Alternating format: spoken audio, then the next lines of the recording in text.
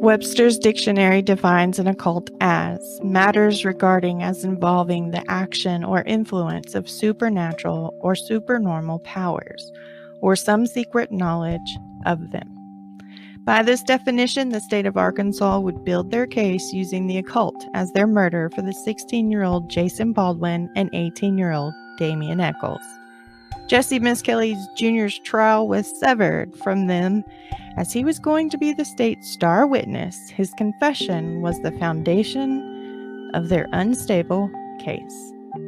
Jessie was completely unaware of the power his words held. He was arrested for telling the police what they wanted to hear, thinking he would instead receive the reward money and be able to buy Big Jessie a brand new truck. Behind bars, Jessie recanted his confession in a letter to his parents. Quote, "I hope that y'all don't hate me because I did not do it. I cannot stand in here much longer. I will go crazy. Please try to get me out. I will die in here."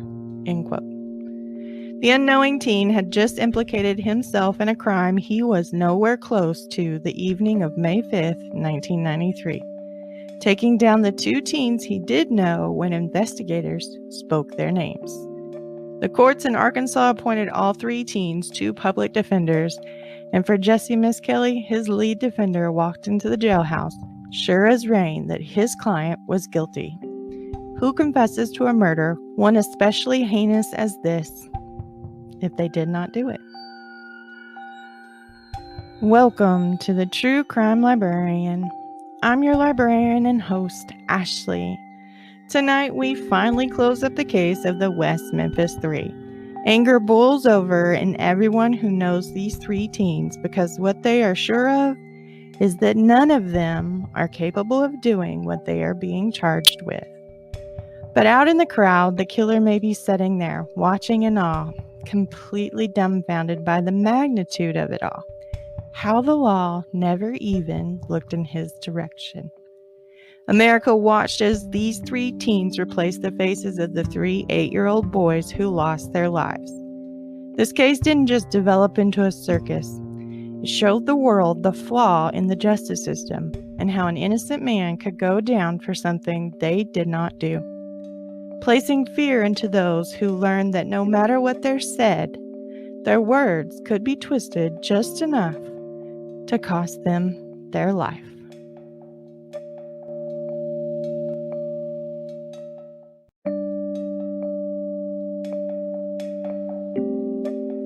Warning: this episode contains graphic detail of murder, mutilation, and adult language. Listeners' discretion is advised. If you feel any of this may be too much for you, please skip this episode or have someone listen with you or for you.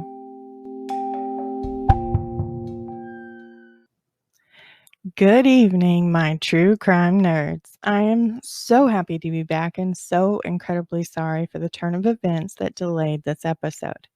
I'm currently working to get myself back on the upside of things, so we will be taking one more break following this episode before coming back with an all-new case that rocked America once again.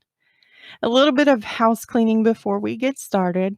I just wanted to throw out a reminder that the Design of the Month is live at the merch store, so go pick yourself up a new tumbler, hydro flask, or coffee cup while supporting the show in the process. If you'd like to make a donation to the show, head over to thetruecrimelibrarian.com and click that donate button. Any and all donations will be welcome and go directly into the show and improving the quality of the podcast and the YouTube channel. If you're not following me on Instagram, Facebook, or Twitter, go do that now so that you can never miss an update about the show or the librarian. If you're dying to talk about the details of cases discussed in cases covered by the librarian, head over to Facebook and join the new discussion group to interact with other listeners about the cases covered or true crime cases happening in real time, and a little bit of fun with others who enjoy true crime just like you do. Last but not least, let's give some true crime nerd love to Miss Tanya Riggs, Carol Fulton Kennedy, Melissa Bennett, and last but not least, Caitlin Wallace. If you'd like to make it on the list of love for true crime nerds, all you have to do is review, recommend, or donate to the show. Make sure to use the hashtag #TheTrueCrimeLibrarian so that I can see your recommendation and reviews. Enough of this. Let's get to what you all been waiting so very patiently for: the true crime. On June 7th of 1993, the teenagers, surrounded by law enforcement, some with untraditional style firearms, walked into the courtroom of Judge David Burnett. Jessie Misskelley's attorneys pointed to his case were David Stidham and Greg Crow. Jessie's attorney, David Stidham, had immediately thought that Jessie was guilty, quoting, "Of course, initially my take on the situation was that anybody who would confess to such a crime obviously did it. However, as his attorneys started going over his confession, which you heard in episode 2 at the end, the last 34 minutes is the tape confession of Jessie Misskelley Jr. And each time they went over his confession, it changed considerably. He was having a hard time remembering what he had just said just moments before, let alone months, or days prior to the appointment of their lawyers. So eventually, all of these inconsistencies convinced his attorneys that they were simply trying to prepare Jessie to testify against his co-defendants and possibly make a plea bargain to keep him off of death row. Stidham ended up being much more than a court-appointed public defender for Jessie. He kind of took him on as a client after this. And while talking to the attorneys, the thing that blew Stidham away was Jessie had no idea what an attorney was or what a defense attorney's job entailed. He was under the impression that they were very similar to detectives, and so every time they went over that confession, he was trying to remember it verbatim. And the inconsistencies didn't lie in just a few words here and there. There were entire time periods that changed. There were entire events of May 5th that were either completely left out, added, or moved around. Jessie could not keep his story to be what he had told Gitchell and Allen and Ridge when he confessed. Things were just not adding up for him, and his lawyers were quick to figure out Jessie didn't have the intelligence of what another teen his age would have. He showed no signs of understanding the severity of his charges, other than he was never going to get to leave jail. He even asked his attorneys, and this completely baffles me. He asked his attorney who satin, Satin, the material, who satin was. He had heard of the devil, but he had never heard of him being referred to as Satan, which is what he thought, or how you thought you pronounced the word Satan. He was pronouncing it satin, like the material. So it was really troubling to know that we have someone here being accused of being a satanic killer, of being a part of a cult, of being a part of showing this occult activity that is very demonic-like. And he didn't even know what the word Satan stood for. He had no idea. And it's from this point, really, that Stidham went from doing as little as possible as he could for a monster who could be responsible for killing 3 innocent boys to fighting for Jessie's innocence. He switched gears almost immediately after sitting down and talking with his client, because it was readily apparent, neon flashing lights, sirens, whatever you want to call it. It was apparent that Jessie had no idea what he had told investigators. He had no idea what the severity was. He had no idea what the consequences were going to be. And he had no idea what he admitted to. So Stidham was like, okay, we're going to throw out this whole getting him ready to confess and possibly earning him a plea deal, to looking into cases that involved false confessions or coerced confessions, and looking at similarities that were parallel to what Misskelley was going through. As you heard in the beginning of this episode, Jessie recanted his confession in a letter to his parents that was almost immediately following the confession you heard at the end of episode 2, stating, "I hope that y'all don't hate me because I did not do it." And he didn't. He had people saying he wasn't even in West Memphis at the time frame you're asking. Didn't matter. Jessie said he was. Jessie said, that he saw Damien and Jason sexually molesting these boys. He saw that they were hogtied with rope. He saw that, they cut one of them boys down around in the groin area. He said all these things that were very close to what actually happened. But when he was in there for 5 hours and the last 34 minutes was all that was taped, you can't help but wonder how many of those details did he learn in the 4 hours and 26 minutes that were not taped in that interrogation room that day. Now, Jason Baldwin, he was appointed Paul Ford and George Robin Wadley, or Wadley. They saw a small teen who the only time he'd ever been in trouble with the law was he, broke some glass out of some cars being stored down in the derelict shed, and he had shoplifted a bag of M&Ms from the store.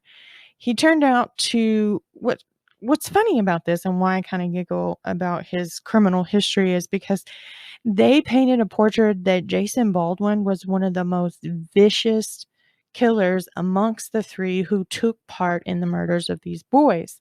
He was the one that Jessie Misskelley said castrated Christopher Byers. We have this very lanky, redheaded, kind of dorky looking kid, and the prosecution and Jessie Misskelley are saying he's the most vicious. I mean, he committed the most amounts of inflicting harm or pain into these boys. And I mean, there's at one point that Jessie even says that Jason is, screwing one of them up the ass. I mean, you look at his face. You can get online and Google what they look like. I will post pictures. You've seen pictures. You've had to have. That face staring back at me does not represent a very vicious person. Looks can be very deceiving. I get that. I mean, look at Ted Bundy. He relied heavily on his looks to get him through, and it earned him a hell of a lot of trust from people that should never have trusted him in the first place. However, Jason's eyes don't change. In all of the time that his life was in front of a camera, that his life was being dissected, the person behind those eyes did not change, and it was a very innocent looking boy. How could he be capable of doing some of the most heinous acts to ever come across printed news up to this point? You know what I'm saying? Things just don't look like they're adding together. He didn't fit the profile of someone being capable of committing multiple murders, and he sure as hell didn't appear mentally unstable. A little backdrop on Jason: his mother was one that suffered from mental incapacity. She had severe, and I mean severe, depression prior to Jason's arrest. And I can only imagine what it magnitude to after the arrest. But he came from a home that mental instability was probable in, and he himself did not fit the norm of what we would call a mentally unstable person. Now we have Damien Echols. He's up next. He was appointed Val Price. He was the chief public defender of Craighead County, and Scott Davidson was under Val Price. Ron Lax, a Memphis private investigator, he offered his services to the teens, and it was determined that he would work with Damien's attorney, and in turn, it would actually work for all of the defendants, all three boys. And it eventually got to the point where Lax was seeing Damien about once a week for 9 months. 4 days after Damien was arrested, he attempted suicide. His mother had brought him his antidepressant, something he was on prior to the murders, as the several times he was under evaluation for psychiatric issues, it came out that he was severely depressed. And so Elavil, or amitriptyline, was prescribed to him. And he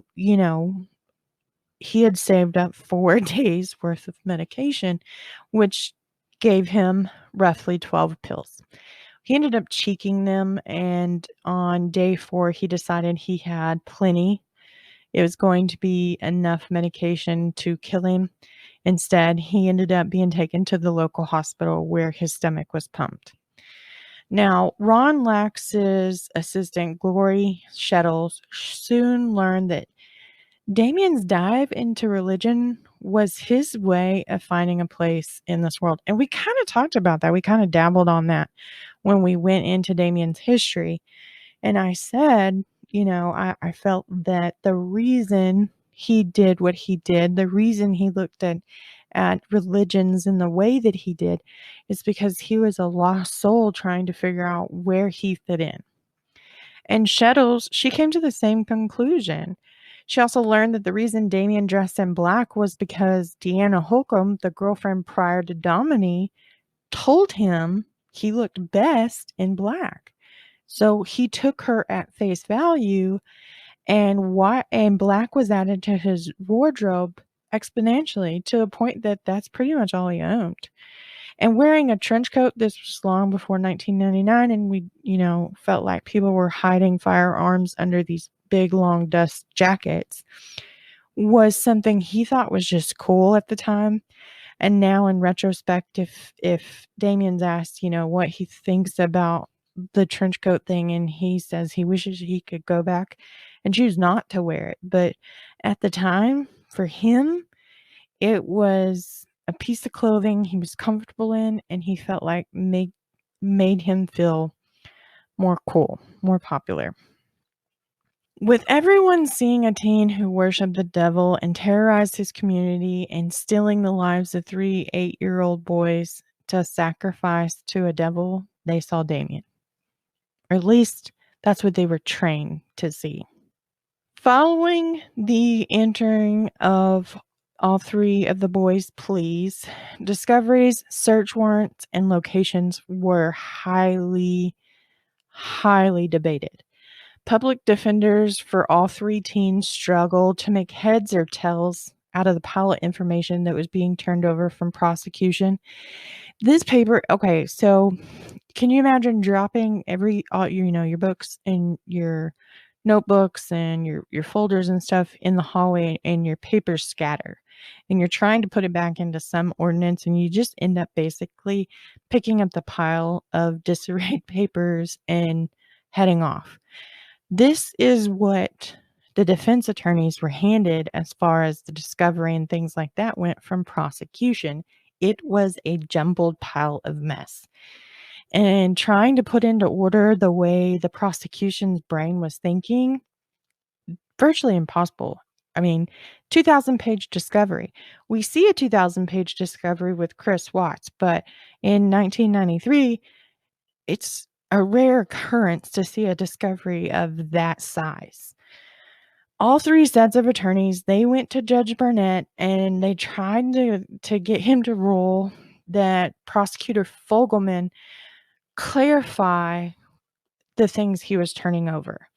And Fogleman told Burnett, that he was turning over everything that they had against the teens, and that he felt it was more than enough of him and his offices asked for Burnett to deny the defense's motions to have clarification over what was eventually dubbed the discovery mess. Guess what? Burnett agreed with prosecution and was like, "You're on your own with this one." Search warrants were worse than the mess of paperwork sent to public defenders.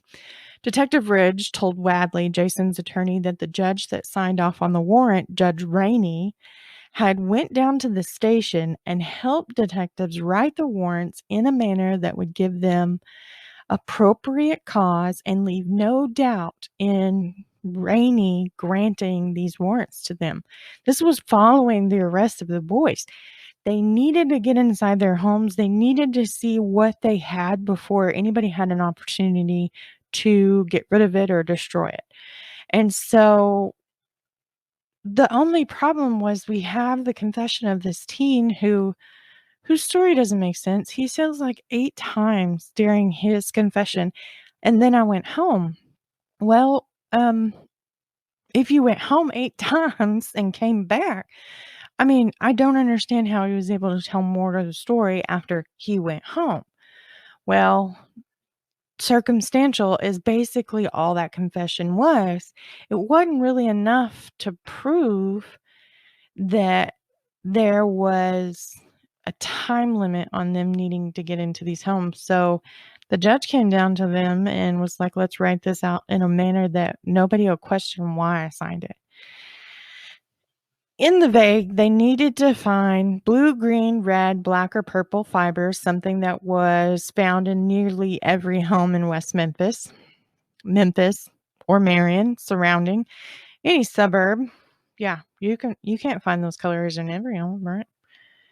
Nothing in Jessie's confession mentioned that the 3 teens ever participated in occult activities. Judge Rating found these things concerning in Jessie's confession. Discrepancies that would have given doubt in whether warrants would be issued. There are other issues was the term that, quote, cult materials. And when asked what that stood for, Ridge said, quote, as a definition, a cult material as a cult would be a group, and the cult materials would be any kind of groups with symbolism, writing, paraphernalia that would agree with that cult, end quote. Very vague, we're running around the damn bush here chasing our freaking tails, right? I mean, I can't even read it without there being some hesitation because it does not sound right in my head.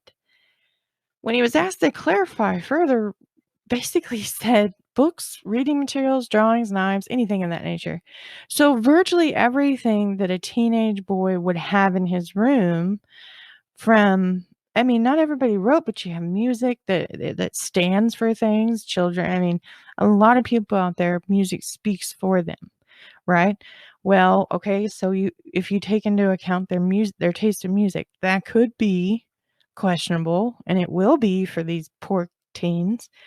Any drawings, any doodling that they do, well, find me one child that has never doodled, and I'm gonna, we're gonna have to figure out what's wrong with this child. And knives, boys are naturally curious of weapons, of knives, firearms, BB guns, things like that. So basically anything that you can find in a teenage boy's bedroom was what Ridge was including into his cult paraphernalia. Makes a lot of sense, right? Judge Rainey eventually takes the stand, and his testimony contradicts the testimony of Ridge, saying, I had no participation in the preparation of the affidavit. I had no participation whatsoever. Well, you've got an officer saying, we didn't have enough evidence to prove that, of plausibility, so there was really no meat to this search warrant, and we needed it because we might find something in there that pertained to this case, and we need it quick since we're just arresting these boys. So he wouldn't have known. I mean, a person who has been on the job for 20 years, for 30 years, pretty much at any given point can probably tell you whether or not what you're presenting to a judge for a warrant would pass or fail. So it's not that Ridge wasn't completely a dumbass and didn't know how to file a search warrant with the courts. He was, but he knew what I have to write down doesn't really constitute for a search warrant to be issued. And for Judge Rainey to take the stand and say, I didn't help him, I don't know what he's talking about. Okay, then that means one of you or both of you are on stand committing perjury at this moment. Both of you are members of the law enforcement. Both of you are members of upholding the justice system, and one of you is lying. That's what I'm hearing, because one's saying one did one and one is saying the other did a different thing. Can we get on the same page here? Because this is highly confusing. However, he had no participation according to his claims, and he approved the warrant due to, quote, close relationship between the alleged perpetrators, the fact that the evidence could possibly be removed or destroyed if it was not attempted to be gathered immediately, end quote. Judge Burnett said, quote, it is the court's opinion and ruling that Judge Rainey was on very sound ground, end quote. Another fight that defense was presented with was to try Jessie and Jason as juveniles instead of adults. These two, Jessie was 17, Jason was 16, and the only one that was considered an adult was Damien, and there was no trying him as a juvenile. However, could they try Jessie and Jason? And had they done so, had they been trialed as a juvenile instead of an adult, we could have seen completely different sentences handed down to both of these teenagers. However, we know that that didn't occur. But that didn't stop the defense teams from submitting, some meat to these claims. Well, I mean, with Jessie, you have to look, he's got minimal understanding of what is going on. He virtually no understanding of what is happening, except for the fact that he's in jail and it's bad and he may never get out. He never passed minimum standardized testing, but Judge Burnett argued that he had learned, quote, street smarts, end quote, even though he was barely managing life since dropping out of high school. And people have talked about this for ages. There's book smarts and there's common sense. And so what Judge Burnett is saying is that Jessie Misskelley has some common sense to him.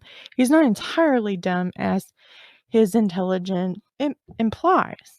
In reality, I don't think Jessie had enough common sense to really grasp the severity of what was happening in his life.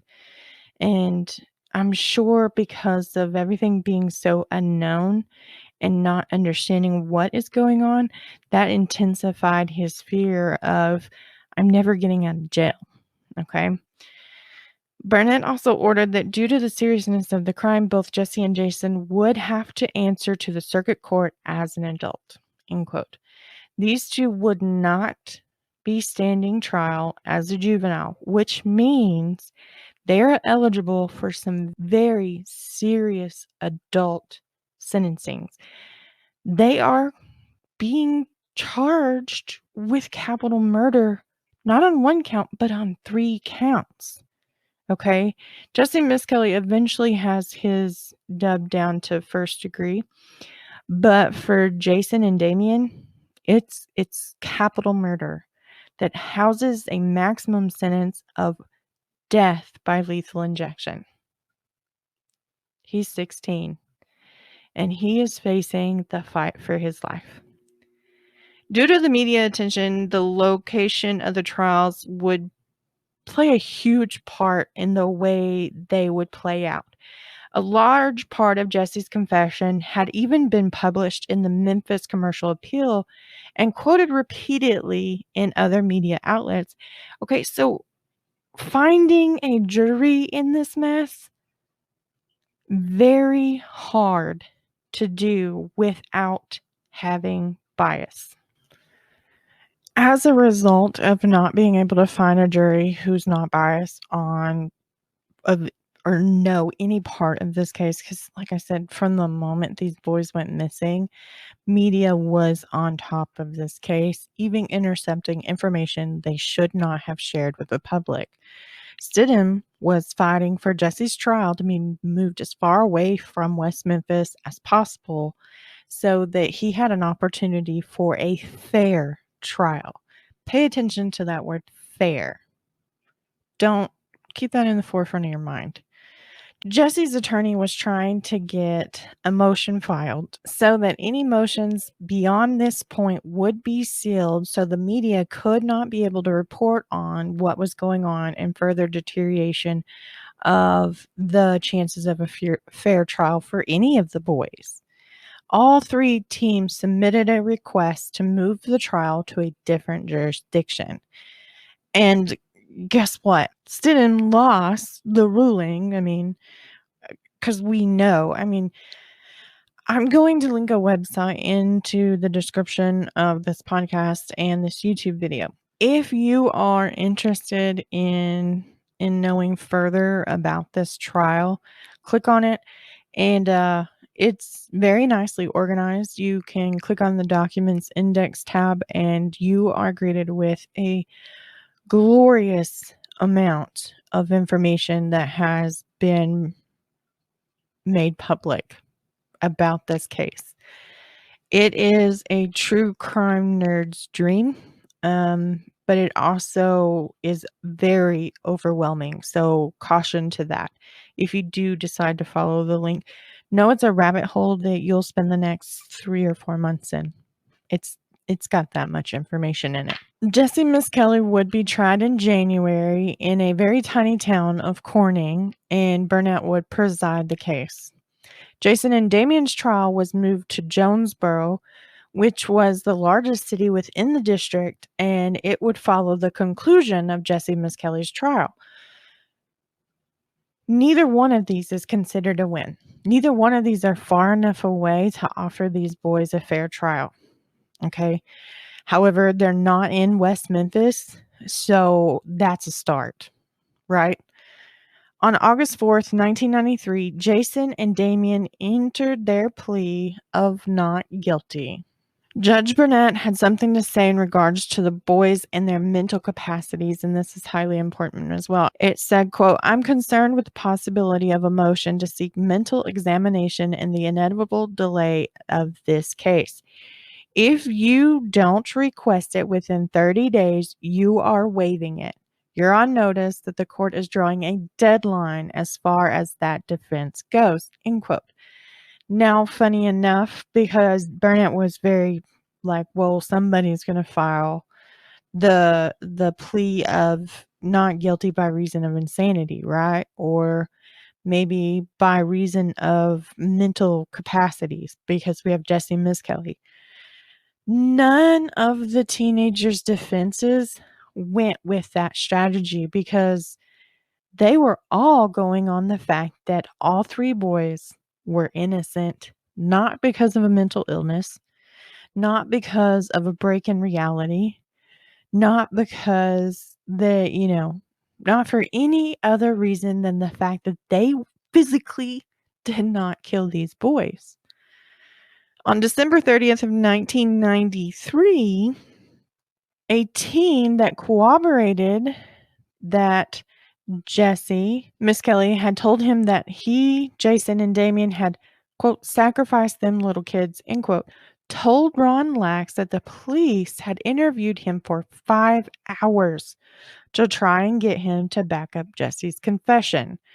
When the teen would not give them the information they needed to back up his confession, they began yelling and screaming at him, claiming at one point that Gitchell grabbed his chin, got in his face, and intimidated him into saying what they needed. Eventually, they ended up with a quote of, quote, "He was with Jason and Damien when they sacrificed them little kids," end quote. But when Lax talked to him, he received a different information. He received Jessie Misskelley had never said anything to him about the young boys, nor had anyone else. He had no knowledge whatsoever of these murders. You see this a lot with our witnesses that are going to come into the story. They talk to Gidgel and his team, and they completely support the fact that these three teens are anything but guilty, right? Or anything but innocent. So they have what they feel like are strong supporting structures to this case. However, when Ron Lax talks to him, it's a different answer. It's a different recollection. These people have a change in heart, is if you may. Why? Because these two, the difference between the two is the way they are questioned. That's my belief 100% is it's so intimidating under those lights, and you can yeah, I don't I'm not don't get me wrong here, it's not what you see in the TV, but you can't help but feel like it's very dark and with a centrally located lighting system. Not just it does not feel very bright, and it's very depressing, and it's meant to get you down. And so when you're questioned under that with some very determined men who wear a badge who could throw you in jail, you're pretty sure you're going to say whatever it takes to make sure that you get to walk out of that room when you're done talking. However, Lax is questioning them in the comfort of their own place of their choice. He's not intimidating. He's allowing them to speak freely. He's not forcing them to mold their story into what fits the confession or what fits what they need in order to get a conviction. He just wants to know what they know. And he's getting a different answer. Things aren't adding up. The more we dig into the case, the worse it's going to get. And stick with me, guys, because this is going to be a long episode. But there are so many facts in this case that had I left them out, you would have been robbed of understanding it in its entirety. On June 8th of 1994, a knife had been FedExed to West Memphis. This was a knife that was given to the crew members of the HBO special Lost Paradise. If you haven't seen it, go watch it. And the knife came from none other than John Mark Byers. And okay, so pause. If you've seen this documentary, can we just take a second to relish in the fact that John Mark is one of the most colorful characters to ever cross the screen? Yeah, we're all in we're all in agreement to this. Okay, great. I'm not the only weirdo who thinks that this man is, nothing more than a wannabe Shakespearean actor. So anyways, John Mark, he gives his HBO crew member this knife. He claims that the knife was never used and was given as a Christmas gift to the crew member. When in reality, John Mark says, I bought it to go deer hunting with come deer season, I didn't go hunting for obvious reasons, like the death of my son. And so he gave it to the crew members. This knife was about 8 3/4 inches long. It had blood located on the knife. An Arkansas crime lab was able to look at this blood and learned that it was consistent with Christopher Byers. Now, the sudden appearance of this knife was the most significant breakthrough since Jessie's confession, and it definitely puts John Mark Byers' innocence into question, because you've already heard, okay, he was out with his older stepson. They were looking for Christopher that night, and he looked all night, so he claims, into the early morning hours, and he walked not 5 feet away from where these boys were found, and he never saw the boys, right? And you're thinking, how'd you miss this, right? Things don't add up, between the stories. And then you see John Mark on TV, and you're like, whew, this guy's a character. It would not surprise me if he's the killer. So, he fits what we would expect as far as a person capable of taking the lives of these boys. And now you've provided a knife to us that has blood on it very consistent of Christopher Byers. The defense demands that John Mark be questioned about the knife and how the blood appeared on the knife when Mark Byers claimed that the knife had never been used. Well, John Mark says that the knife had been purchased, like I said, for deer hunting, but he did never get a chance to for obvious reasons. But he did remember using it to cut deer meat. And he said, well, maybe the blood came from cutting that raw deer meat. And they're like, no, the blood matches Christopher's. And John Mark was like, well, I don't understand how Christopher's blood would be on the knife. It doesn't make any sense. And so they asked John, a very hard question. They said, did you have anything to do with the death of Stevie Branch, Michael Moore, and Christopher Byers? And John Mark denies having anything to do with the death of the boys. Police accept his statement and choose to not question him any further beyond that. This piece of evidence was the most profound thing discovered in the investigation up to this point, as everything has been circumstantial of he said, she said bullshit. Okay, we have a knife with one of the kids' blood on it. Why are we not looking into it any further? Kind of reminds me of Mr. Bojangles. He stumbles into this restaurant looking exactly like the detectives did after being in the bayou all day, and nothing came from it. The blood samples, nothing came from that. We don't know. They didn't ever follow up again with Bojangles Chicken and the manager. We have several questions coming up in this case that should have answers for them. And to not have answers, you're providing a lot of doubt for a jury, or at least I would say that's what you're doing. Then the blood evidence came back with DNA testing. And remember, it's still new in 1994. And it showed not only is this blood consistent with Christopher's, it's consistent with John Mark's. So we've got some more questions because John Mark is Christopher's adopted stepfather. How do they have the same blood? How is this blood consistent with both of them? Other than was John Mark really Christopher's father? Had Melissa been sleeping with Christopher's dad, who was on his birth certificate, and John Mark at the time, and didn't really know whose child it was? I don't know. We've got a lot of questions. And you can ask them all day long. I don't know the answers to them because nobody ever figured that out. By the time this all comes to light, we're in the middle of Jessie Misskelley on trial fighting for his life. On January 18th, 1994, jury selection begins for Jessie's trial. 36 people have been questioned to panel a jury of 12. 7 women, 5 men, and 2 men as alternates were selected. These people had no reservations due to moral or religious reason to impose the death penalty if the defendant was found guilty. Here's the thing. We're working on a plea deal here. This jury selection is questionable as far as how they seated each member. The youngest juror, he's 23 years old, just 5 years older than the now 18-year-old Jessie Misskelley. Jesse spent his 18th birthday behind bars. It happened not even a month after his arrest.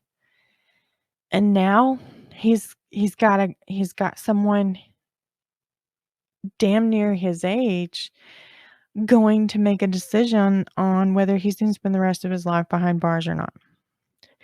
On January 26th of 1994, the small courtroom was about to see the biggest case cross its 31-year-old wooden floors ever. 2 television cameras were allowed to be set up close to the jury box, but they were under very strict instructions to not film the jury for any reason. Opening arguments were presented. Terry and Pam Hobbs, Dana and Todd Moore, and Melissa and John Mark all sat in the spectator seats behind prosecution. Lead prosecutor John Fogleman and Brent Davis, who would play a crucial role in both trials later on, they were heading up the state's prosecution team. Fogleman, he has this deep southern drawl as he recounts the night the boys went missing to the jurors. His drawl does not soften the description from the medical examiner's findings, transitioning to the help of the civilian detective Victoria Hutchinson, and the information that she found out that would lead investigators to Jessie Misskelley. He urged them to focus on things in Misskelley's confession, saying it was information that only the killer or killers would know. He could tell them about the boys being sexually mutilated and in the manner that how all 3 boys were beating. These things, he urged, would lead them to convicting Jessie on all 3 counts of capital murder, one which the maximum sentence was death by lethal injection. Dan Stanham, one of Jessie's public defenders, it's now his turn in front of the jury to tell them, let me tell you why he's not kind of guilty, and then we will clarify this later. He stands up and he begins telling the very same jury who had heard all these awful details by Fogleman, and he tells them of injustice. Not just the injustice of 3 8-year-old boys who were kidnapped and brutally murdered, and in the way that the West Memphis police chose to investigate the entire case. The public was demanding for a name and a face to put with this crime, so much so that Gitchell got behind his steam locomotive and prepared to railroad through the 3 lives of innocent teenagers. He attached their faces to a crime he knew could not go unsolved, and politically, if he did not solve this case, it would be the end of his career, as the community continued to demand for answers to questions that everyone had, but the bed of Robin Hood Hills offered very little answers to. Okay, Damien Echols, the teen they wanted to nail the crime to, led Jessie to the investigators. They needed a messenger, someone to put Damien at the scene of the crime. Jessie was that person. He got caught up in the net of the far more vicious investigators. So they're chomping at the bits at this point. We need a name. We need a face. We have to solve this. This can't go cold. And we have a lot of he said that so-and-so. So let's just use that, because the actual definitive evidence, not freaking there, right? The eyes of the jurors confirmed that what Stenham had feared. The biggest battle of this trial had already been lost. Now he had to jump to a far harder plan B. Jessie endured a type of psychological pressure that backed the teen into a corner so far he could not get out of. Most cannot see or understand confessing to a crime that they did not commit, and with Jessie's words of the confession selling them on the fact that Jessie was pressured into the confession was going to be extremely hard to sell. But it was the only chance the defense had at this point. Quote, they broke his will. They scared him beyond all measures. End quote. For 2 weeks, Jessie kept his eyes down for most of his trial, staying bent over, chewing his gum as the prosecutioner painted him as some vicious, demonic support child murderer. Dana Moore and Melissa Byers took the stand to give their grief-stricken accounts of the night their sons disappeared. Stidham had so many questions for Melissa. What about the spanking Christopher received before his disappearance? Christopher had a spanking for riding down the middle of the road on a skateboard on his belly. And the reason John Mark had given him that spanking was to signify how dangerous his act really was, and to put some seriousness to it. The next thing they wanted to ask is, why hadn't Christopher taken his medication that day? Christopher was diagnosed with ADHD, and at the time he was on Ritalin. However, he had not taken that day's dose as of yet when he went missing, and they wanted to know why. And the next question they had for Melissa was, had Christopher ever disappeared for hours at a time before May 5th, 1993? All of these very pertinent questions, right? The number of questions Stidham wanted to ask Melissa shrank in comparison to those he wanted to ask John Mark Byers. Because as Christopher's mother, she should have answers. But we have the stepfather, and we have some very conflicting information, and it makes you look like you did something you're sitting here accusing these 3 teenagers for. One of Steinman's questions was, why did you enter the woods without a flashlight that night? Knowing that it's dark out, knowing that it's going to be extremely dark inside these woods, you still decided to enter them without any help from any light source. Why? What were you thinking you could see? And for John Mark, it was simple. It was, I didn't have one, right? Okay. Well, why had you left the search to go home and change your clothes? Well, John Mark, according to him, he was wearing shorts and flip-flops. He went home to change into coveralls or overalls and boots so that when he went in through the forest, he wouldn't get his legs all tore up. Makes complete sense, okay?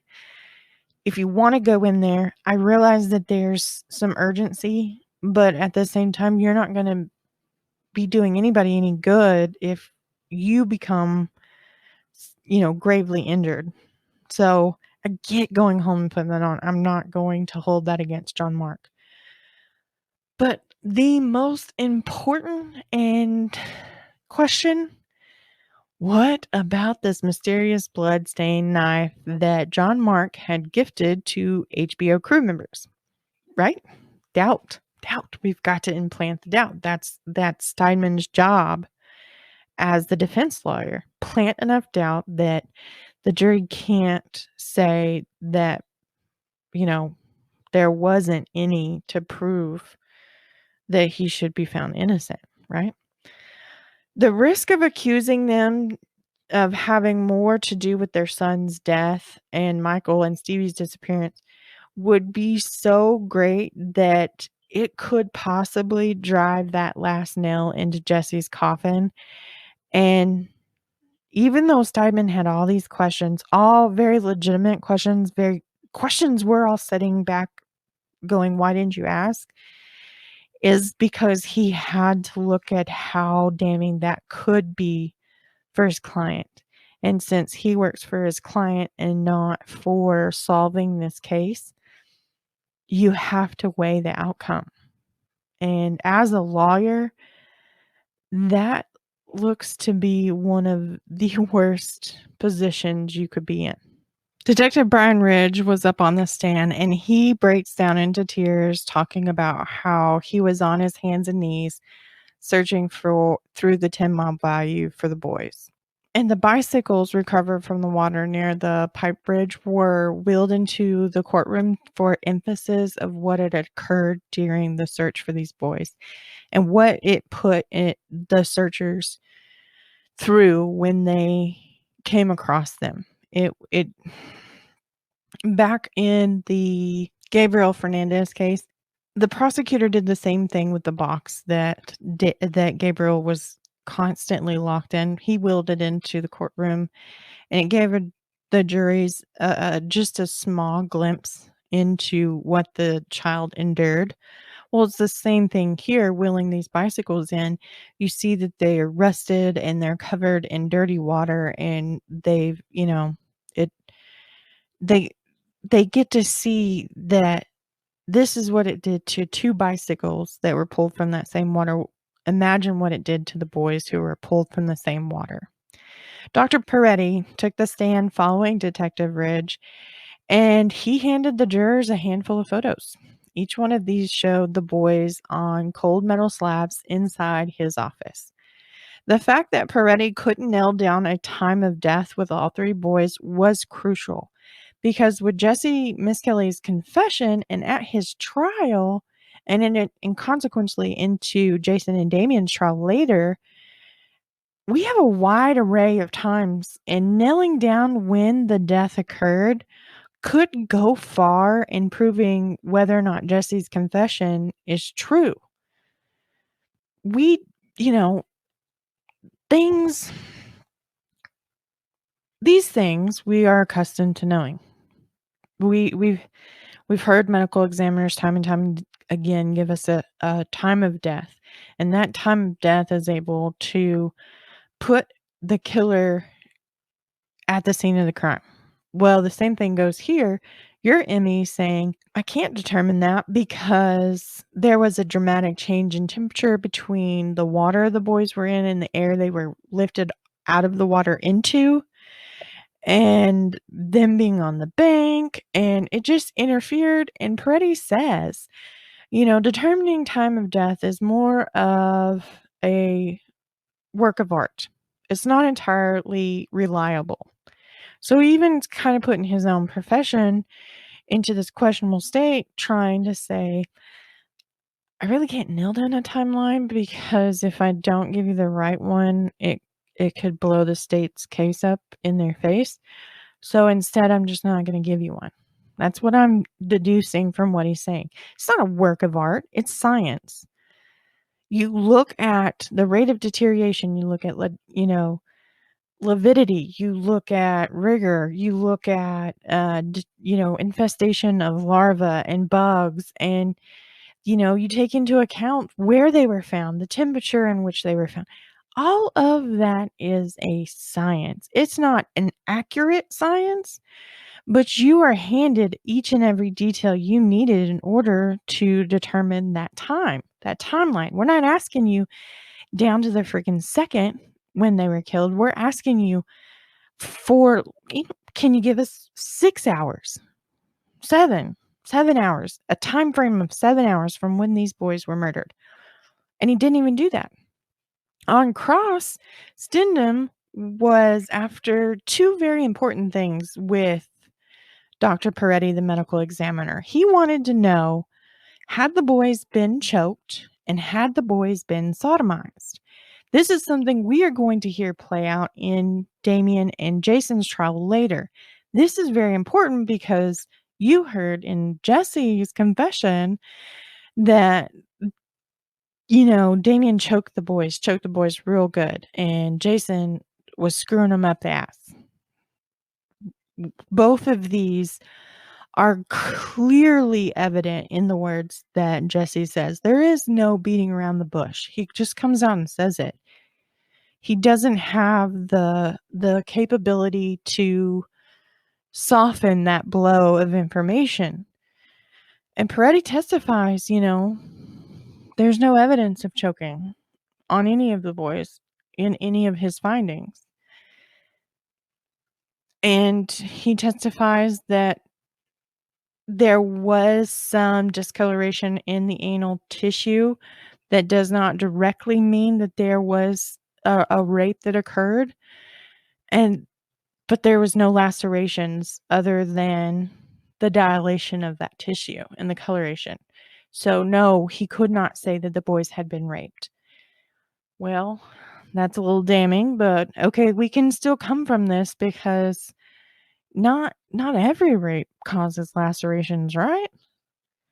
Well, Inspector Gitchell, he gets up on the hot spot next, and he testifies that Jessie was very relaxed during his interview, and there was virtually no pressure from Gitchell or any of his officers or investigators. Well, bullshit. On the cross, Stindham asked if he noticed the inconsistencies in Jessie's story, and Gitchell says yes, and these differences are glaring. We know the kids didn't skip school that day because there are attendance records. There's actual records showing that all 3 8-year-old boys were in attendance at school from the time school started until the time school let out at 3 o'clock. Guess who was also in school with an attendance record that day? Jason Baldwin. That's very glaring considering that Jessie said the boys skipped school that day, and he figures they were killed around noon. Did y'all hear that? Did y'all hear that in that confession? Our timeline's not matching up, but okay, let's go on to the next one. Jessie says that at one point, all 3 boys are tied up with rope. There is no evidence from the medical examiner that the boys had been tied up with rope. However, there's no mention of rope in the Emmy's findings, the only thing that shows evident is they were tied up with their shoelaces. So, the next question, did Gitchell ever talk with Rich to see if he had questioned whether or not Jesse's story was real or fake? And Gitchell said, Jesse's inaccuracies are his way of simply minimizing his involvement. And in the end, he just ended up confusing himself. Fogleman goes back on a recross. He asked Gitchell, quote, was there any evidence that would indicate that there had been some sort of bindings other than shoestrings, end quote. And Gitchell says, yes, I've seen these ME reports. Now, granted, there are things that are not released to the public ever. Great. Okay. Understood that. However, they released the information regarding the bindings with the shoestrings, and I don't understand why there would not be a release of information of showing injuries that were consistent with being tied up with a piece of rope. However, Gitchell said there was. Well, Stindham, he jumps up. He objects to speculation. However, Burnett overrules the objection and he lets Gitchell describe to the jury an injury that he remembered seeing on one of the boys. And he says that kind of injury is made by a rope. However, it is not found in the medical examiner's reports. I went through these things with fine-tooth comb. I can see the words in my sleep. That's how many times I went back through and looked at these reports from the medical examiner because they play a huge role in both cases. Let's just put it there. Peretti's testimony for both trials are night and day, but his reports are black and white. And there's not one injury that I went, maybe that was like a rope burn. Not one. Up next was Miss Vicky Hutchinson, our civilian detective. She was on the stand following Gitchell. Stindham did object to Vicky being called to the stand because Fogleman had planned to ask her about the SBAT, stating that the alleged meeting occurred after the murders and had even taken place. So the relevance to the trial was questionable. In the end, Burnett was going to allow Vicky to testify, and it was an unshocking ruling as he sides with the prosecution yet again. Looking back, and I can't look at 2,000 pages of discovery and I don't know how many pages of testimony and trial transcripts, okay? But I don't think I saw one ruling in which the defense won. It seemed like every time a ruling had some credibility, it was overruled by Burnett and nothing ever came from it.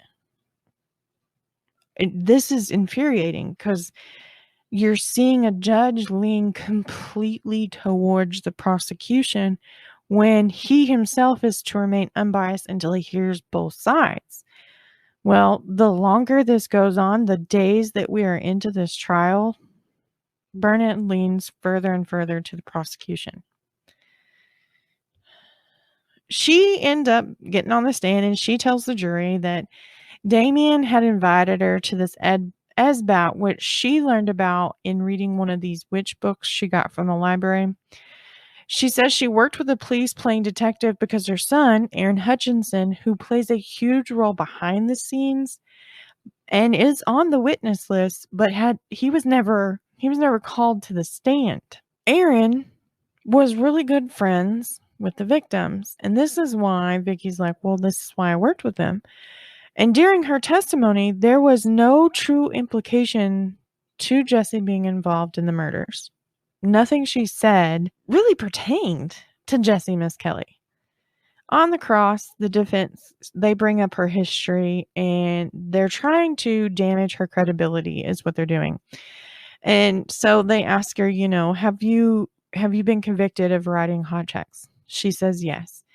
And then they ask her, how did you become involved in this case? And she says it's because she was being questioned about some fraudulent credit card charges from her employer at the time. And then the next question was, Has the reward money ever entered your mind? And Vicky says no. However, questioning done by the defense, talking to some of her neighbors, they state that Vicky mentioned the reward money on more than one occasion. One time, one neighbor recalls Vicky stating that the reward money would be split between Aaron and another boy. Another occasion, Vicky says now Aaron is getting all of the money, and this is what we're going to do with it. Start rattling off this list of stuff they're going to buy. And she says the reason he's getting all of this money is quote, because he had seen the murders, end quote. The neighbor immediately knew that was not true because they can remember seeing Aaron in the trailer park on the evening of May 5th when the boys disappeared. Since we have no time of death, we really don't know when the murders occurred. And it's highly unlikely that as it got later into the evening that a child of 8 years old would just be allowed out gallivanting around the neighborhood. So him being in the trailer park that evening of May 5th makes it highly unlikely that he actually seen his friends be murdered. Like I said, Aaron was on the witness list, but neither Fogleman or Stidham calls him to the stand. Fogleman says, quote, I had some police officers that were absolutely convinced of his story, and I talked to him a couple times. The first time, I was a little bit believing him. The last time, I guess when he started talking about draining the blood into a bucket or whatever it was he said, it was so inconsistent and stuff that I got concerned, end quote. Stidham, he believes the boy was wildly unpredictable. And at this point, Aaron is telling Detective Bray he personally dismembered Christopher because a black man forced him to by holding a gun to Aaron's head. Just as important, Stidham was worried about any blowback that would come Aaron's way. Bullying, harassment, embarrassment, whatever. He was concerned with the child's safety, whether or not what the child actually said was true. And that was another reason the defense did not call Aaron to the stand. He was listed as a witness for both sets. Lisa Sigvicus from the State Crime Lab, she testified to secondary transfer of green polyester fibers. These are similar to a shirt that was found inside Damien's home and red rayon fibers that were found on a bathrobe in Jason's home. Remember when we were talking about search warrants and stuff just a little bit ago, and I was talking about all the different color fibers? These two particular fibers were found on the boy's clothing from the crime scene. Now, how common is polyester? Well, I'm pretty sure you can take an article of clothing that you are wearing right now off your body and it was made with polyester. And if the item is green, you could have been at the scene of the crime because it would probably be very similar to the fibers removed from the boy's clothes. How about rayon? Rayon, not as common as polyester, but it still probably wouldn't be hard to find in your home. Something is made with rayon. Now, is that something red? Well, guess what? You could have been at the scene of the crime because those fibers would be very similar to those found on the boy's clothes at the crime scene.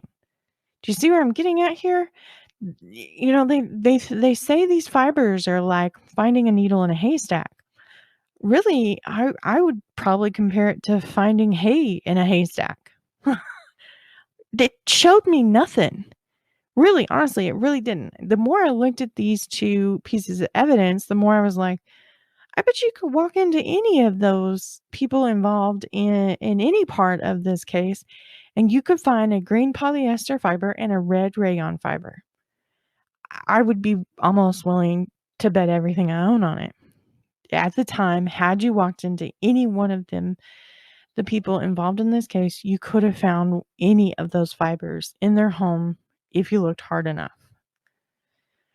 So it didn't show me anything except for the fact that Damien's family, someone owns a green polyester shirt, and highly likely that Jason's mother's bathrobe was made with red rayon fiber.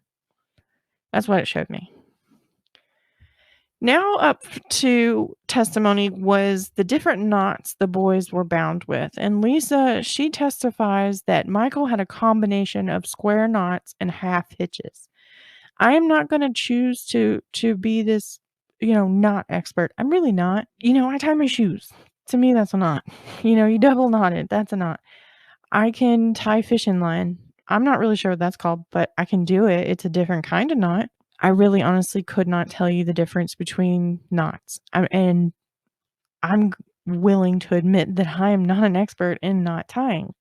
However, this plays an important part of this case because when looking into this, you find that most people tie knots in a particular way, especially if they are taught how to do a square knot or half hitch or figure eight or loops or double hitches, whatever.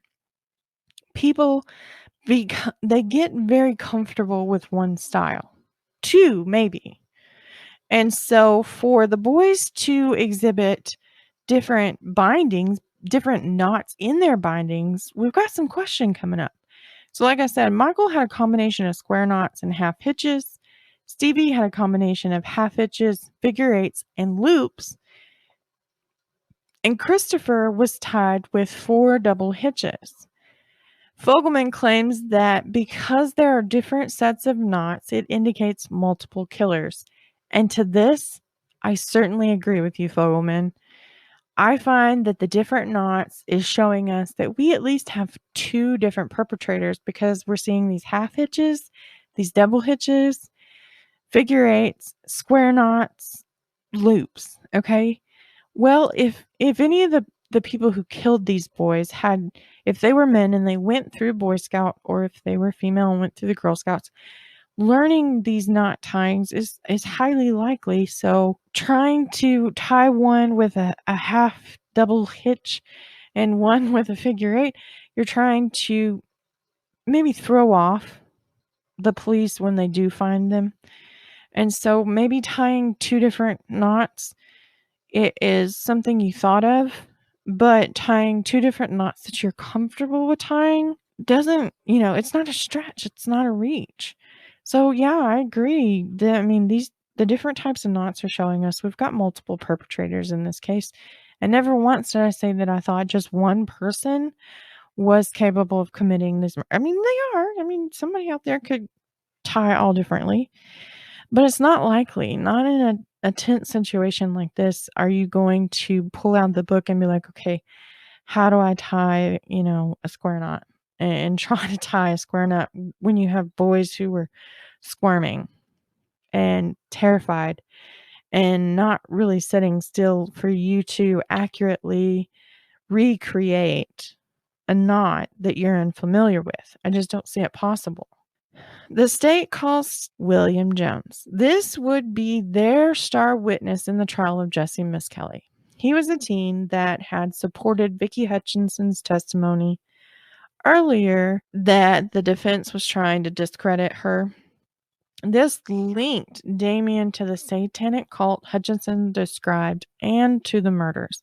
So his confession or his testimony is highly important. On a videotape the state possesses where Jones, and he is telling investigators that when Damien was drunk, he confessed to raping the 3 8-year-old boys. Lax, the private eye working for the defense, he goes and speaks with Jones prior to him testifying, and Jones has a change of heart. He tells Lax he didn't like Damien, and so he falsely told his mother that Damien came to him and confessed. And Jones told Lax that he felt so bad about it that he planned to be called to the witness stand and to tell the truth. And that truth is that neither Damien or Jason had anything to do with committing these murders.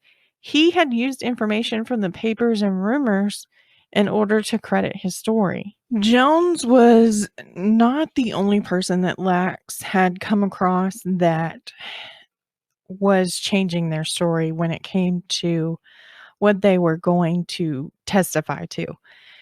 And this pissed Fogleman off. He ended up requesting that an investigation be launched into Lax and what was happening, as each state witness he was talking to was changing their story. What is he saying that is making them change their mind or change the way the story is, or to admit that, there was some kind of intimidation that went on during the questioning at the West Memphis Police Department. The investigator into Lax, he goes to Burnett and he says, you know what? From what I can tell, Lax is the only one found in this case that has not done something wrong. And at that moment, Burnett and Fogleman, they dropped the issue right then and there, like a freaking hot potato, because this investigator is uncovering things they don't need to come to light, especially if West Memphis is actually being found to be intimidating and coercing certain stories out of these witnesses. And maybe Fogleman's in behind it too, going, but did you remember it this way? And with Burnett, like I said, we can already see what side he's taking. He did not remain unbiased throughout the entirety of Jessie's trial, nor will he in Damien and Jason's trial. Stidham and his team, they're up next. Now prosecution has rested. And we're not going to go too much into the defense. And a lot of you are probably going to be like, why not? And it's because I want you to see what was presented against them. It's obvious that the case that was presented to fight for them was not strong enough to win. But if you see the case that was presented against them, it's my hope that you develop your own opinion. Let's just go from there. You don't take me at face value. So I know what I believe. And if I present you with everything I can to discredit me believing in what I do, and yet you still come to the same conclusions, we're both seeing some very glaring discrepancies. Okay. So I'm only going to go over a witness or two for each trial. And for Jessie's trial, I want to go over Dr. Richard Offshee. He was the defense's star witness. He was a psychologist with a doctoral from Stanford, specializing in interpersonal dynamics and, most importantly, in police interrogations. Yeah, we're going to touch that hot spot. Prosecution, they fly off immediately. They have to. They have to prevent the jury from hearing testimonies about how Jessie Misskelley's confession may have possibly been coerced, and somebody suggesting that it's their professional opinion that Jessie Misskelley is innocent. But here's the thing there, Fogleman. That's the defense's job. They have to bring people in on the witness stand that can show Jessie Misskelley is innocent, that can say these tactics were used, and it would be under my professional experience that's the very definition of a coerced confession. However, up Fogleman goes. However, Burnett does say, I'm kind of curious to what Dr. Offshee has to say. But he agrees with the prosecution in the fact that implicating or implying that Jessie is innocent, or that the West Memphis PD forced a confession out of him, it didn't sit right with him, and he didn't know if the jury really needed to hear that. So what happened next? Well, Dr. Offshee testifies in front of Burnett only without the jury, after which he will rule as to whether or not he's going to allow the jury to hear this.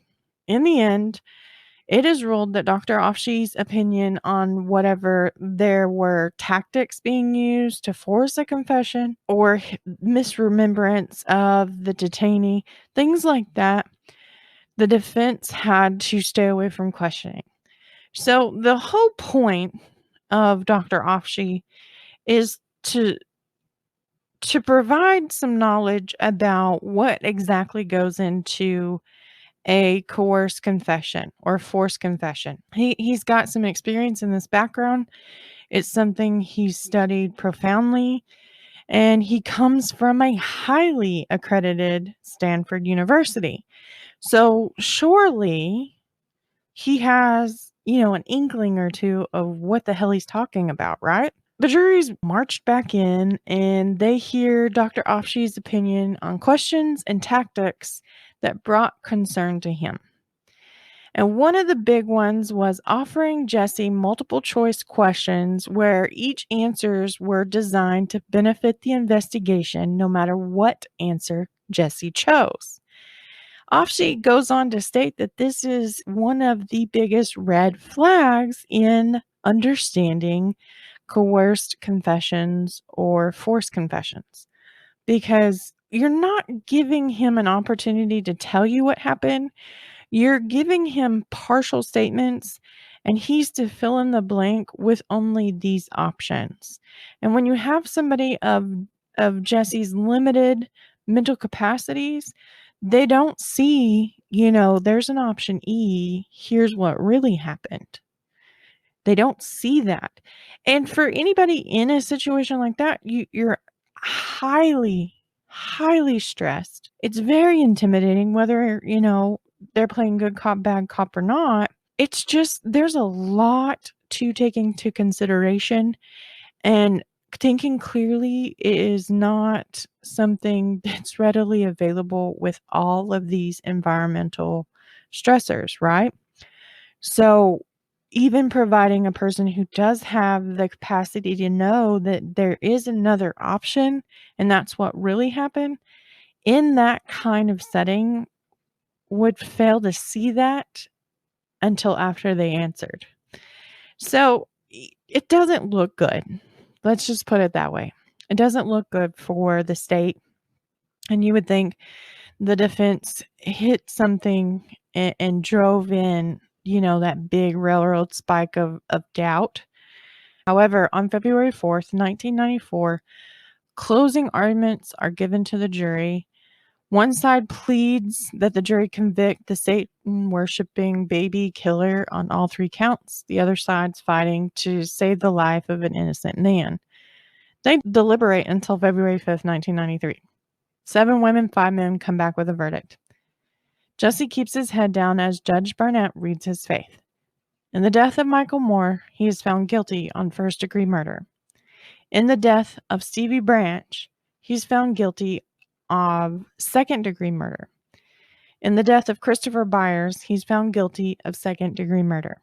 Jessie was offered a moment to say something to the courts. He simply replied, no. One juror wasn't surprised when Jessie Misskelley didn't take the stand in his own defense. He says, quote, I think the prosecuting attorney would have tore him apart and made him say anything, end quote. Isn't that ironically appropriate? Jessie was handed down the sentence of life plus 40 years, and he was only 18 years old. A week before Jason and Damien were set to stand trial, Jessie was taken out of prison and brought to Jonesboro. No one notified of Crow, Stidham, or Big Jessie that this was occurring. On February 17, 1994, Jessie was transferred at 5 p.m. and was taken to the law office of one of Prosecutor Davis's assistants. Remember, I told you the state had Prosecutor Fogleman and Davis. Davis plays a crucial part in this for Jessie. At 6:15 p.m., Stidham learned from a local deputy prosecutor, and they had called him saying, do you know Jessie is being moved to Rector and he's going to make a statement? And Stidham's like, no, what the hell are you talking about? He learns that Jessie was promised by a deputy who brought him to Rector from prison that his girlfriend was going to be brought to the jail he was staying in after he gave his statement. And for Jessie to see somebody like his girlfriend, that's all he really wants. That's a familiar face, and he's craving something to take his mind off of what is going on around him in prison. So he doesn't see that this is bribery. Stidham, he calls up and he complains there's improper contact going on with Jessie by the prosecution. Guess what Burnett rules? That no prosecutors had engaged in any misconduct. Yeah, that's what I said. None. It irritates the crap out of me with this case. I'm just going to insert something really quick. If you saw Facebook and Instagram, this is going to be one of our longest episodes ever to air. And if I've lost most of you by this point, I'm sorry. If I haven't lost you, I'm sorry. But like I said in the beginning, there are so many details in this case, especially when it comes to the trials, that had I left something out, I would feel like I'm robbing you, and I can't do that. Had last week's episode gone on as planned, I could have cut this into 4 parts. But my health, threw a kink in that. So tonight we're going to talk until my voice completely goes out. But I just want to take a minute and have you look back on Jessie Misskelley's trial. We have this teen who completely unaware of what it is he is going through. Okay. And now he's been convicted. He's been handed life plus 40 years. There's no possibility of parole at this point for him. And he is basically held out a treat and is told, do what I want and you can have the treat. Guess what? His girlfriend did not know she was supposed to go see him in Rector. He was lied to, all because they needed to nail down his confession into a very tight, well-spun one that left no room for Jason and Damien's defense teams to poke holes in it. That's what it was. They just wanted to tell him how to tell his story. On February 24th, 1994, jury selection for Jason Baldwin and Damien Echols' trial began. By the end of day 1, they had only seated 1 member. By the end of day 2, several potential jury members were dismissed because they admitted they could not hear the case impartially. And at the end of day 3, a reporter was able to ask Damien who he thought that killed the boys, and he only had 1 word: Byers. February 28th, 1994, opening arguments are heard.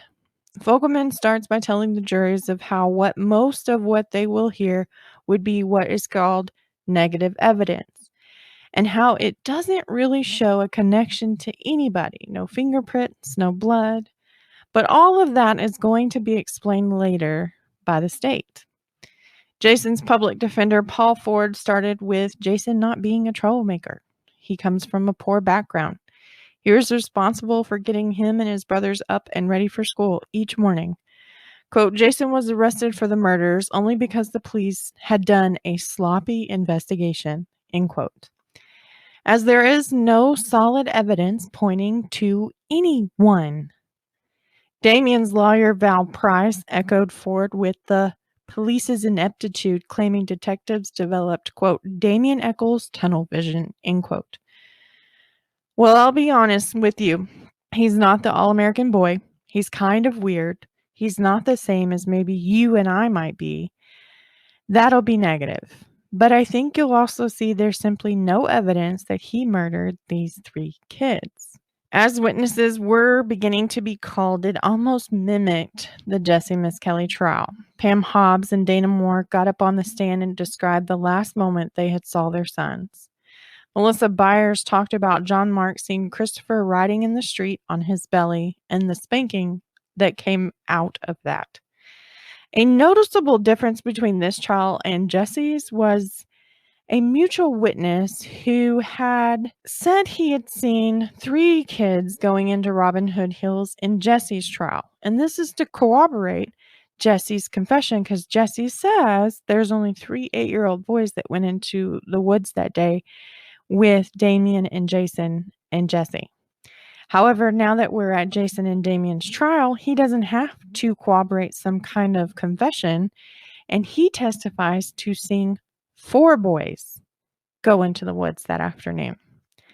Detective Allen, he gets up and testifies at Jessie's trial that there was virtually no blood found at the crime scene. Yet here we are at Jason and Damien's, and he's saying there was a lot of blood in the water where Michael's body was found. There is actual police footage of Detective Allen in the 10 Mile Bayou that plays in Paradise Lost in the very beginning. And nowhere in that video, it was shot with 1993 technology. It is a VCR tape. It had probably been dubbed digitally at this point because I watched it on streaming, but it doesn't matter. It's color. It's not the best quality. We're not looking at 1080p or 4K or 8K. We're looking at some grainy footage, but it's still clear enough for you to see that water was anything but bloody. But yet he gets on the stand and he says there was so much blood found in the water around Michael's body. Paul Ford, he ends up asking Detective Ridge to describe how police handled the evidence when they did find the bodies. And Ridge explains that since the clothing and shoes were wet, they had to be dry before they could be sent to the crime lab. So what they did is they placed the wet clothing inside a used paper grocery sack. Yes, I said used. For all of our true crime nerds out there, they are cringing with this, and we know why. Then they were transported to Inspector Gitchell's office, where they were taken from the grocery sack, spread out on his floor, and allowed to dry overnight unattended before they were rebagged into the same used grocery bags and taken to the crime lab. Are we seeing an issue, a problem with this? We talk about the fibers in Jessie's trial, and those happen by secondary transfer is what the crime lab technician says.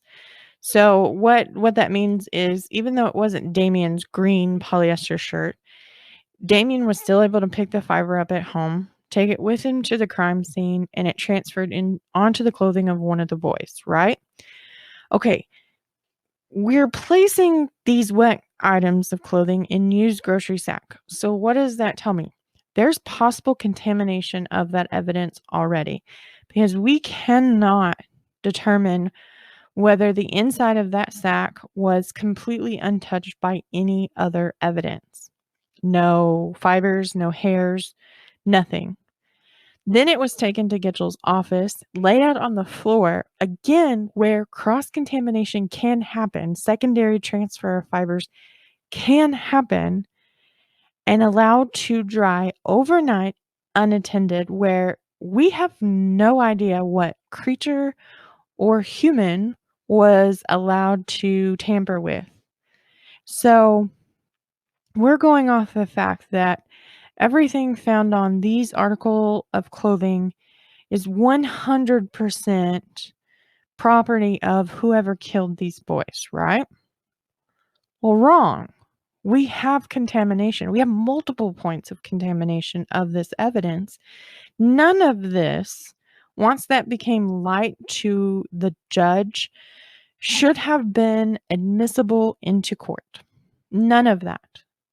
Because there is no guarantee that cross-contamination did not happen.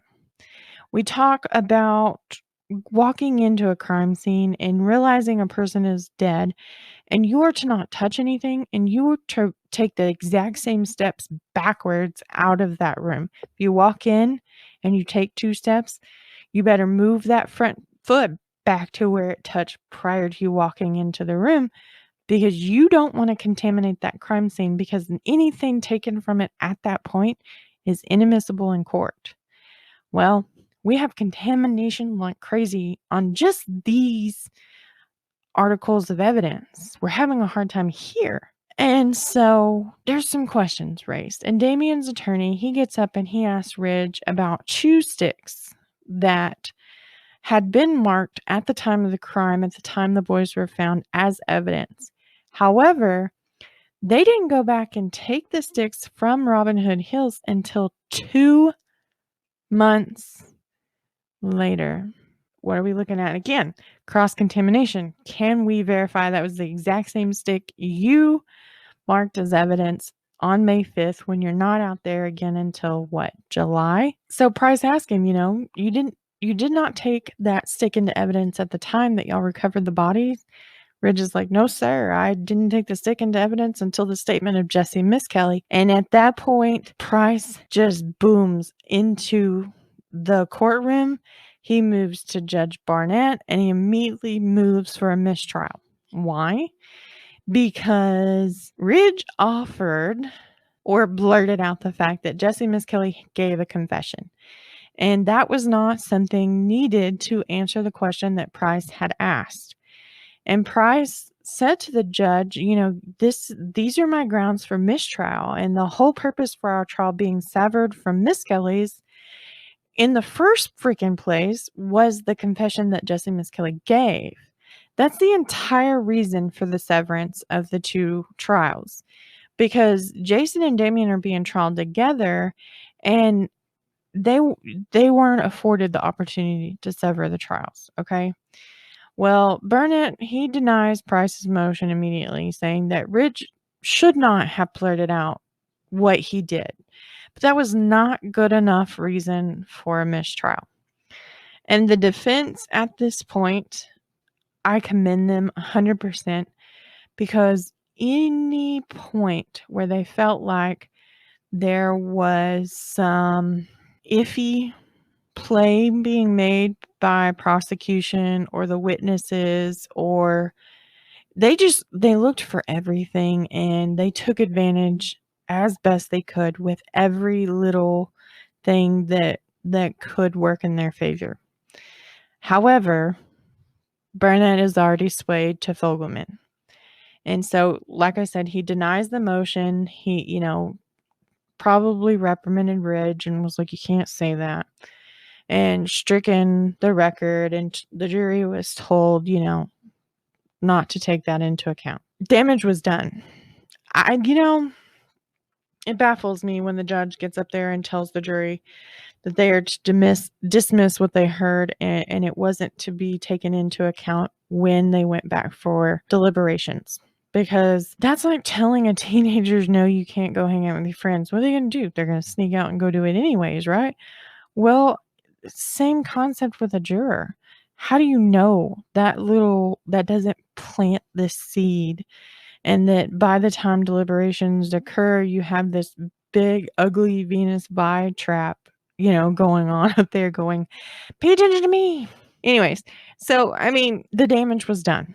You can't guarantee that the jury's not going to go back there and use that piece of information, but whatever. Ford, once he sees that Price got no traction, he still has to try. They're two different defendants. They have two different teams. So Ford gets up, makes the exact same motion. But again, Burnett makes himself very clear, quote, there isn't a soul up on that jury or in this court room that doesn't know Mr. Misskelley gave a statement, end quote. And he's right. We talk about how this was covered, exponentially in the media. Not a person in the southeastern region that didn't know that Jessie Misskelley gave a confession. You'd be hard-pressed to find one anywhere close to Arkansas. Both sides cleared that Burnett was not going to allow a mistrial. They moved on. Price moved on to something burning in all of our minds since hearing it. And Ridge is the exact person we need to talk to about this. What is the date you sent the blood scrapings off to the crime lab to be analyzed from the Bojangles Chicken restaurant? Ridge says they were never sent. Price very questionably asks, they were never sent? And Ridge says that's correct. And so Price is like, well, where are the blood samples at this time? And Ridge is like, oh, I don't know, sir. They're lost. They're lost? Yeah, I lost them. That's exactly what Ridge says when he gets up on the stand. And I'm baffled by his admission because the analysis of these samples were capable of changing this case. Mr. Bojangles, the infamous unknown black male who walked into the Bojangles chicken restaurant that night, appearing similar to the way detectives did after they had spent the entire afternoon in the bayou. He was covered in mud. He was covered in blood. He left behind very conclusive evidence. And this entire event is completely 100% mishandled. There's no investigation due to the 911 call not being distributed with any kind of urgency. The collected evidence, it's lost. Nobody gave a crap. Nobody tried to figure out what happened to it. They're just like, I don't know. It's gone. There was no true follow-up to what happened either. Yes, Ridge went out after being in the bayou all day and finding the boys, and he still talked to the manager. However, there was no follow-up. But here's another thing. The Emmys report notes finding a, quote, negroid hair, end quote, in the sheet that Christopher Byers was wrapped up in and removed from Robin Hood Hills. A resident was later questioned by Ridge and told that some black man had been seen going into the woods. We have several people saying that there was a black male suspect that they had watched go into the woods that had come into Bojangles. Whether or not they're the same person, that's not ever clarified. However, we still have reports of an African-American man being suspicious. Other than, when you're covered in mud and blood, are you anything but suspicious? So we have all these reports, but nothing ever comes from that. As a matter of fact, to this day, we have no idea who that man is that walked into Bojangles' restaurant that night covered in mud and blood and disoriented with a blue cast-like device on his arm that had white Velcro. Okay? Who was he? We'll never know because any evidence that could still be there is no longer there. First of all, Bojangles Chicken Restaurant, it's not there anymore. Second of all, if you tried, even if it was still there, if you tried to go and take scrapings from that wall now, we're looking at damn near 30 years later. You're not going to get anything, especially if they, clean their restrooms like they're supposed to, being a fast food facility. But we know that's not true. There was no urgency. There just wasn't enough to force investigators to really pay attention to this call that came in on the very evening that 3 8-year-old boys went missing. And it baffles me and it pisses me off that it was mishandled from the moment the call came in. Had that officer who responded to the call got out of her car and went in, we could be looking at a totally different case today. Damien Echols, Jason Baldwin, and Jessie Misskelley could be boys who grew up in West Memphis and watched this completely chaotic trial play out on television with the rest of us in America. But instead, she couldn't be bothered to get out of her car. Then the next day, when Ridge and Alan show up, we'll take some scrapings, but I might have accidentally dropped them out of my pocket getting into the car. Nobody took care of this in an appropriate manner, and it just pisses you off. The more you look at this, the more it does. You know what? We could figure out who Mr. Bojangles is, and he could have nothing to do with this trial. That's highly likely. But still, give us an opportunity to determine, whether or not this person really did have something to do with this crime. Because it's highly likely that he came in off the freeway, he hurt these boys, and then he disappeared into the night. There was a note made on Ridge's note stating that a neighbor had recollected seeing a black man going into the woods. Gitchell made a note on that note stating, quote, "It has been mentioned that during cult activities, some members blacken their face," end quote. This is important, especially for the defense and Price. He reads this note off of this piece of paper to the jury to show how soon in the investigation West Memphis PD were mentioning, quote, cult activity, basically stating they were already on a witch hunt from the beginning. Fogleman, he jumps up, he objects, and both sides approach the bench. He wants to know kind of where Price was going with his questioning. Price tells him, this is the direction I'm going. And he decides, I'm going to withdraw my objection, figuring out that if he opens this can of worms, we're free to ask whatever evidence he has that would, substantiate the cult-related activities. Well, Ford, he's next. He's like, whoa, wait a second. He's objecting to keep the mention of cult activity from happening unless the person or persons with whichever side can demonstrate beforehand factual basis for this line of questioning. And, Price fights hard to allow this whole cult related activity to be mentioned because he wants to point out to the jury how early in the investigation West Memphis PD start zeroing in on cult related activity. And with this kind of focus, they never gave any other plausible activity half a second to even be investigated. So here we are. We've got two defense teams. They're requesting two different things. Fogleman's like, hey, I don't care either way. Whatever. It's at this point that Price and Ford both request to sever Jason and Damien's trial as they have two different strategies going on. Price points out, we've got a 2,000-page discovery from the state claiming cult-related killings. And Burnett's quick to go, that doesn't mean they have to prove motive. In the end, Price and Ford don't walk away with a damn thing other than Price is eligible to continue his line of questioning to get to his point. Up on the stand next is Dr. Peretti, and he's going to get up and talk about the boys and their medical examiner's reports. Here's the thing. We're going to DV off for just a second. On November 17th, 1993, divers enter the water in a lake that is directly behind Jason's trailer park.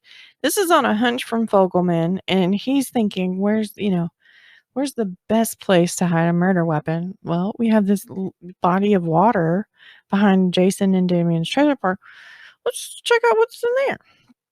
And here's the other thing.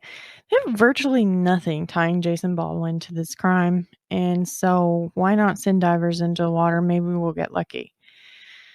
And down they went, looking for a murder weapon. And it's within a short time when they resurfaced with a 9-inch survival knife that had a jagged blade. And according to Deanna Holcomb, Damien's girlfriend prior to meeting Jerry Driver, claims that Damien carried a similar one to that sometimes.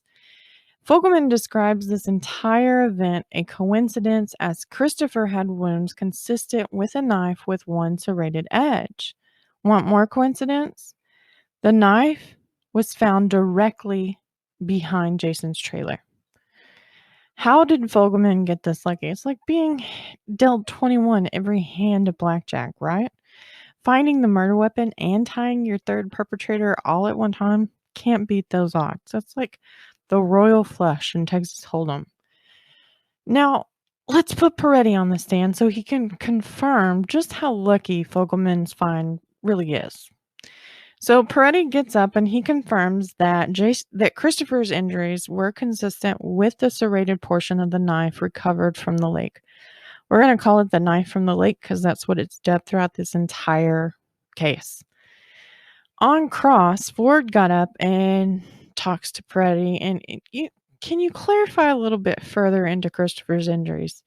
Could they have come from any knife with a serrated edge? And Peretti says, yeah. Well, Damien's lawyer, he's got some questions. And he gets up and he hands Peretti what is dubbed the John Mark Byers knife, the one HBO was gifted. And Peretti confirms that that knife was also capable of creating Christopher's wounds, especially some of the smaller serrated wounds. We got 2 knives that can be plausible murder weapons, not just the one found in the lake behind Jason's home. So, prosecution Davis, he gets up and he turns some questioning to Michael Moore. Let me go ahead and issue a warning right here. The testimony that is going to be read in the next 4 to 8 minutes will be on the injuries of the boys and may be too graphic for some of you.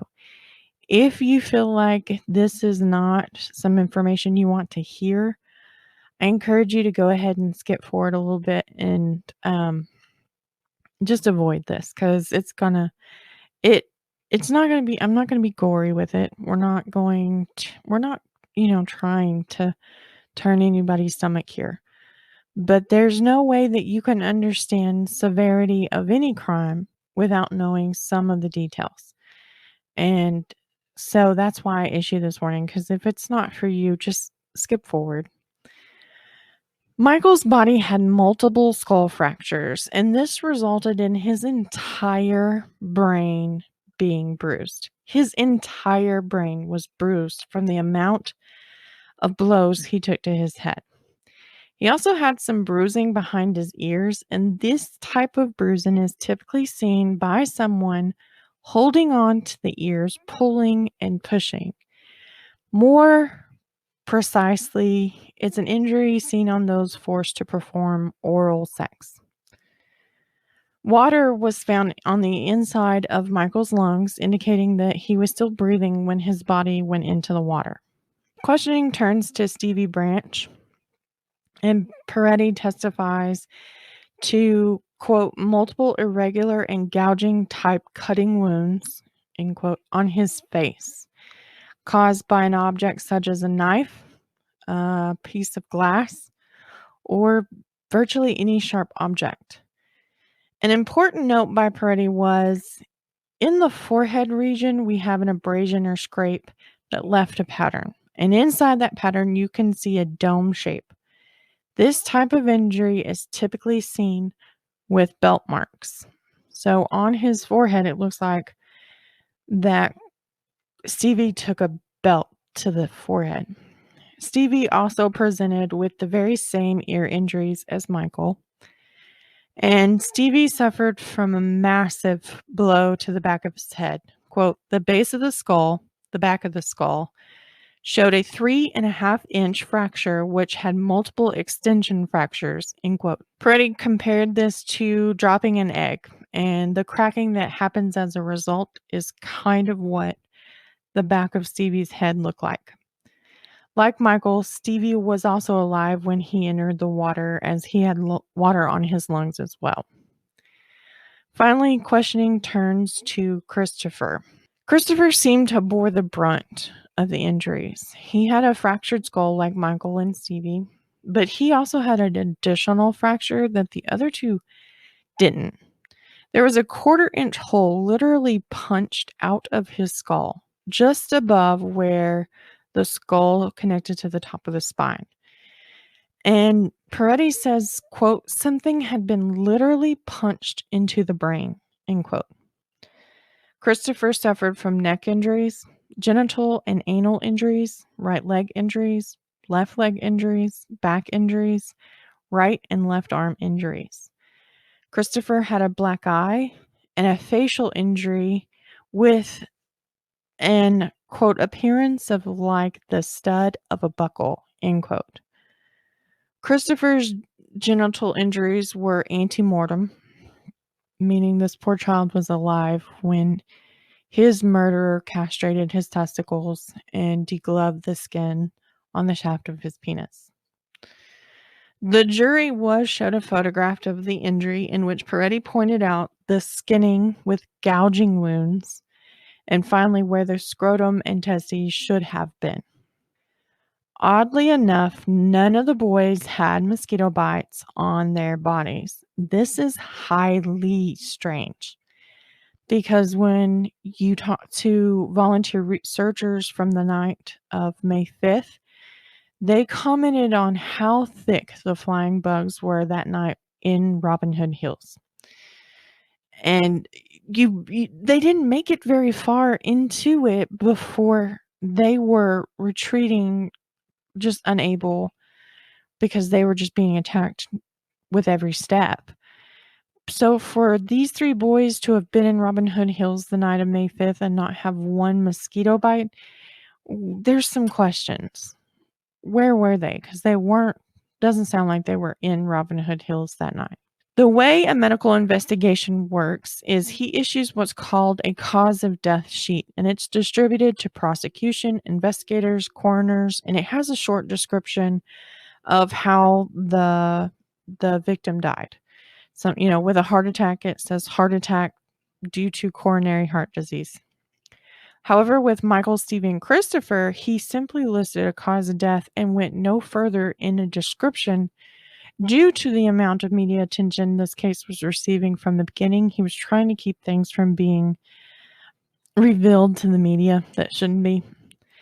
And for Lax, the private investigator, he's amazed at how many deviations from the normal procedure had occurred during this case. And this is just another one. Ford gets up on the cross and he focuses on a couple things that were mentioned in Misskelley's confession, something that had yet to be mentioned during this trial, which was shocking as it is the foundation for the state's case. And he asks, was there evidence of strangulation? We saw this question with Jessie Misskelley's defense. And Peretti says, no, there's no evidence of choking. And Ford asks, had the boys been sodomized? And Peretti says, no. Here's another thing. What about weapons to beat the boys in the head? Could it be any number of things? The cuts, any number of serrated knives?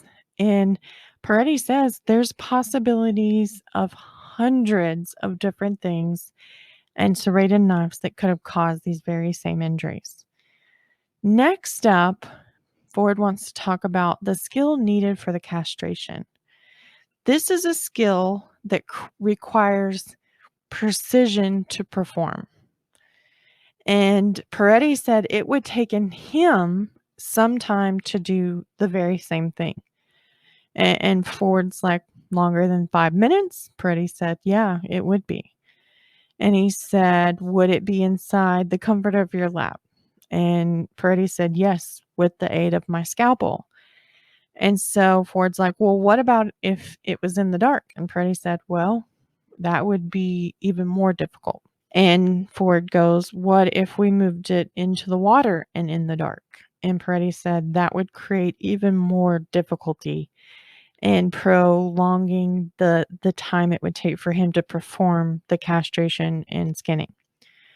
And so Ford takes it one step further and says, what about in the water, in the dark, and with mosquitoes flying all around? Peretti agrees at this point it would become much more difficult to perform this kind of injury. The amount of blood loss Christopher suffered as a result of this injury is a great deal because when he was opened during his autopsy, his internal organs were very pale. And this meant that he lost almost nearly his entire blood volume. And it would be very difficult for that amount of blood to be cleaned up anywhere. And especially here where it would have a lot of time to be able to soak into the ground below. Cleaning up would be basically impossible. The fact that we see little to no blood found at the crime scene, it's highly unlikely that this is actually a crime scene, okay? 5 liters of blood is what a typical human body holds. 5 liters. So take your 2-liter bottle of soda that's on your counter and put another one and a half another one. That's how much blood you have in your body. If you spill 2.5 2-liters bottle of soda out onto your kitchen floor, how long is that going to take you to clean that up? Now think about it if it had start to become jelly-like during the process. It would take even longer, right? Well, if it's on your carpet, it's sinking into your carpet, right? Cleaning that up, virtually impossible. Your carpet's ruined. Pull it all. Time for mama to get some new carpet in her house. Same concept with blood, only it's worse because it's red, and red doesn't come out of shit at all. So cleaning it up, and investigators and searchers who walked through that forest shoulder to shoulder the morning after the boys disappeared, you would have been to easily identify that something happened here and I need to go find somebody of authority. But none of that was seen in Robin Hood Hills. Not on the bank, not in the water, nothing. The next thing that defense wanted to do is nail down a time of death. And the reason being is if Peretti can put a time frame, we can prove that Jessie Misskelley's confession not entirely true, right? And considering that both Price and Ford know that's the foundation of the state's trial, we've got to discredit it. So let's beat the bull to the punch. So he asked Peretti to, is there any way he could give an approximate time of death that would show whether, and like I said, it would show whether or not Jessie's confession is true. And in Jesse's trial, he said it was an art form, one that could not have occurred for this case. But he gets up on the stand in Damien Jason's trial, and he shocks the entire courtroom when he comes back.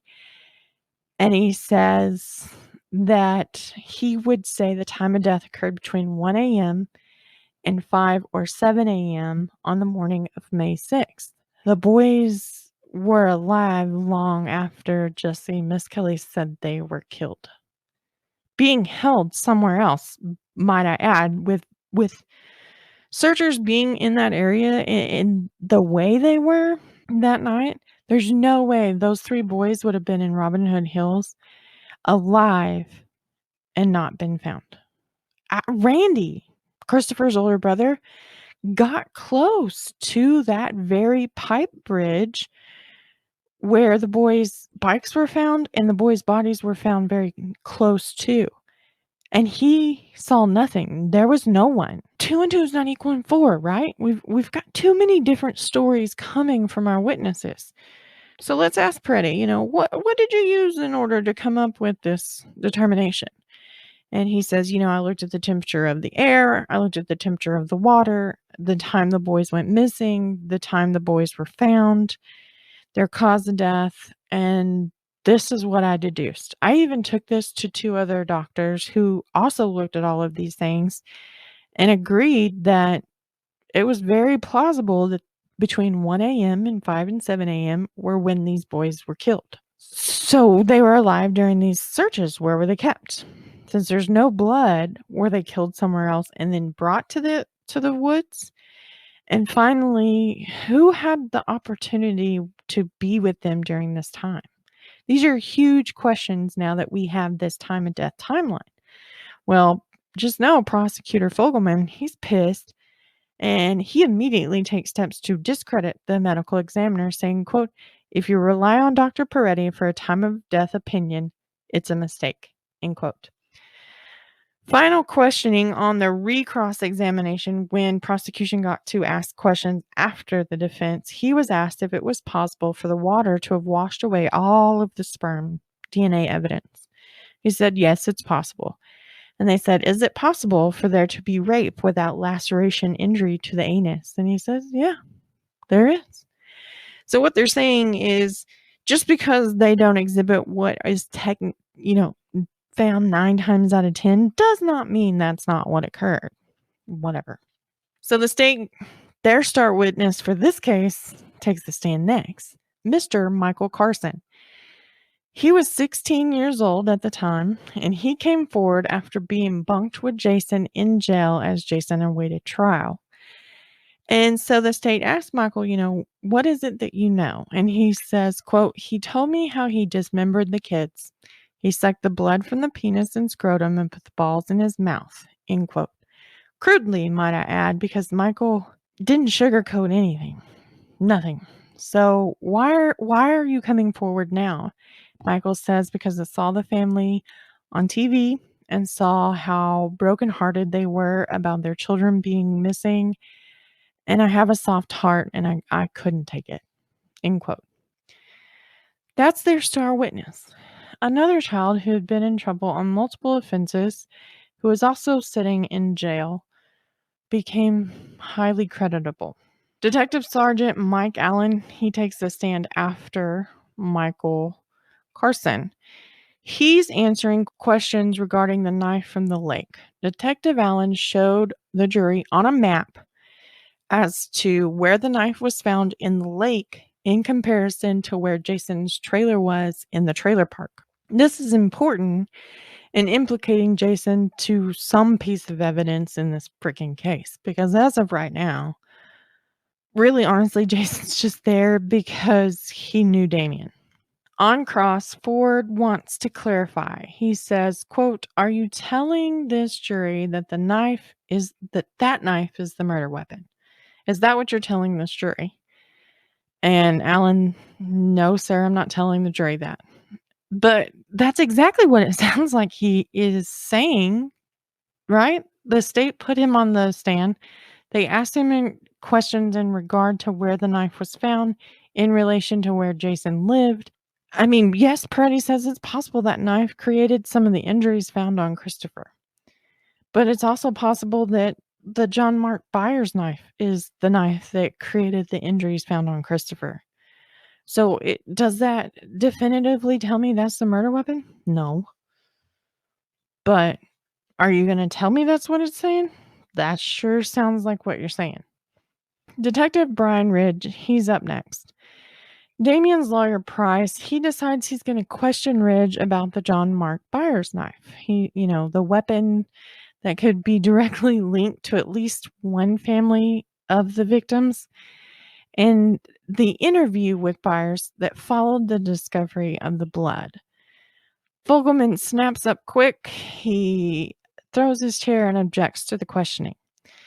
Prosecution didn't want the jury to hear that within the last 6 weeks, they had Mirandized and questioned him about the murders, an enlightenment that could make the jury see John Mark Byers as a suspect.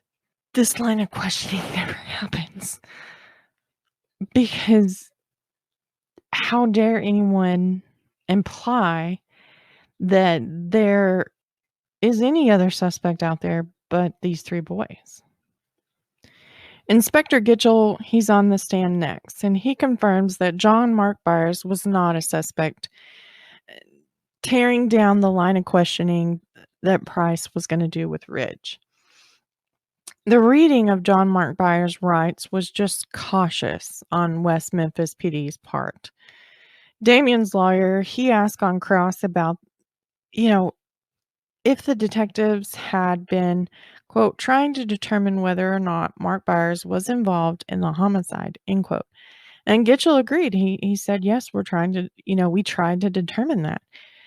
And so, Price is like, so at the time, you still had a question as to whether or not there might be other parties involved in this homicide other than the 3 people charged. And Gitchell says no.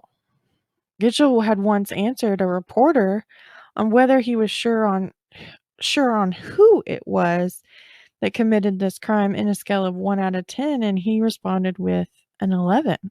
This is before arrests were made.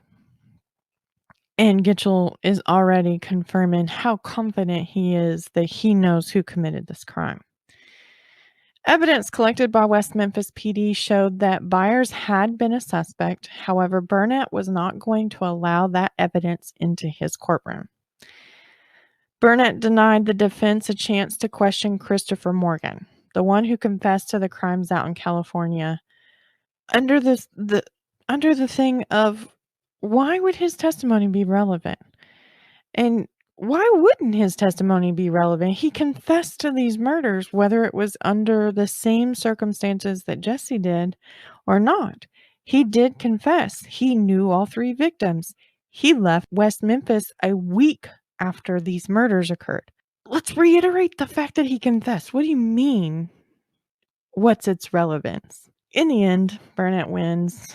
They're not allowed to ask Christopher Morgan anything, and they move on. Burnett does tell them, gentlemen, this is getting absurd. I mean, I'm not going to let you drag in every possible suspect in this case unless you have something to tie those persons to some event in this case, end quote. His decision was made. You're not talking to Chris Morgan. Well, how about the audio from his interview? How about that? Is that not enough? How about the transcriptions from his polygraph test? It showed deception. We're not going to allow that. There are several pieces in this whole damn thing that just irritate the crap out of me, because it was like, yeah, you have something to provide doubt, but no, you can't present it to the court.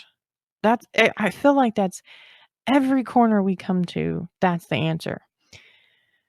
So if we look at the prosecution's case thus far, it's weak. It's built on questionable confession, yet to be talked of during the trial, and its major pillars were simply circumstantial. It's going to crumble with the slightest breeze.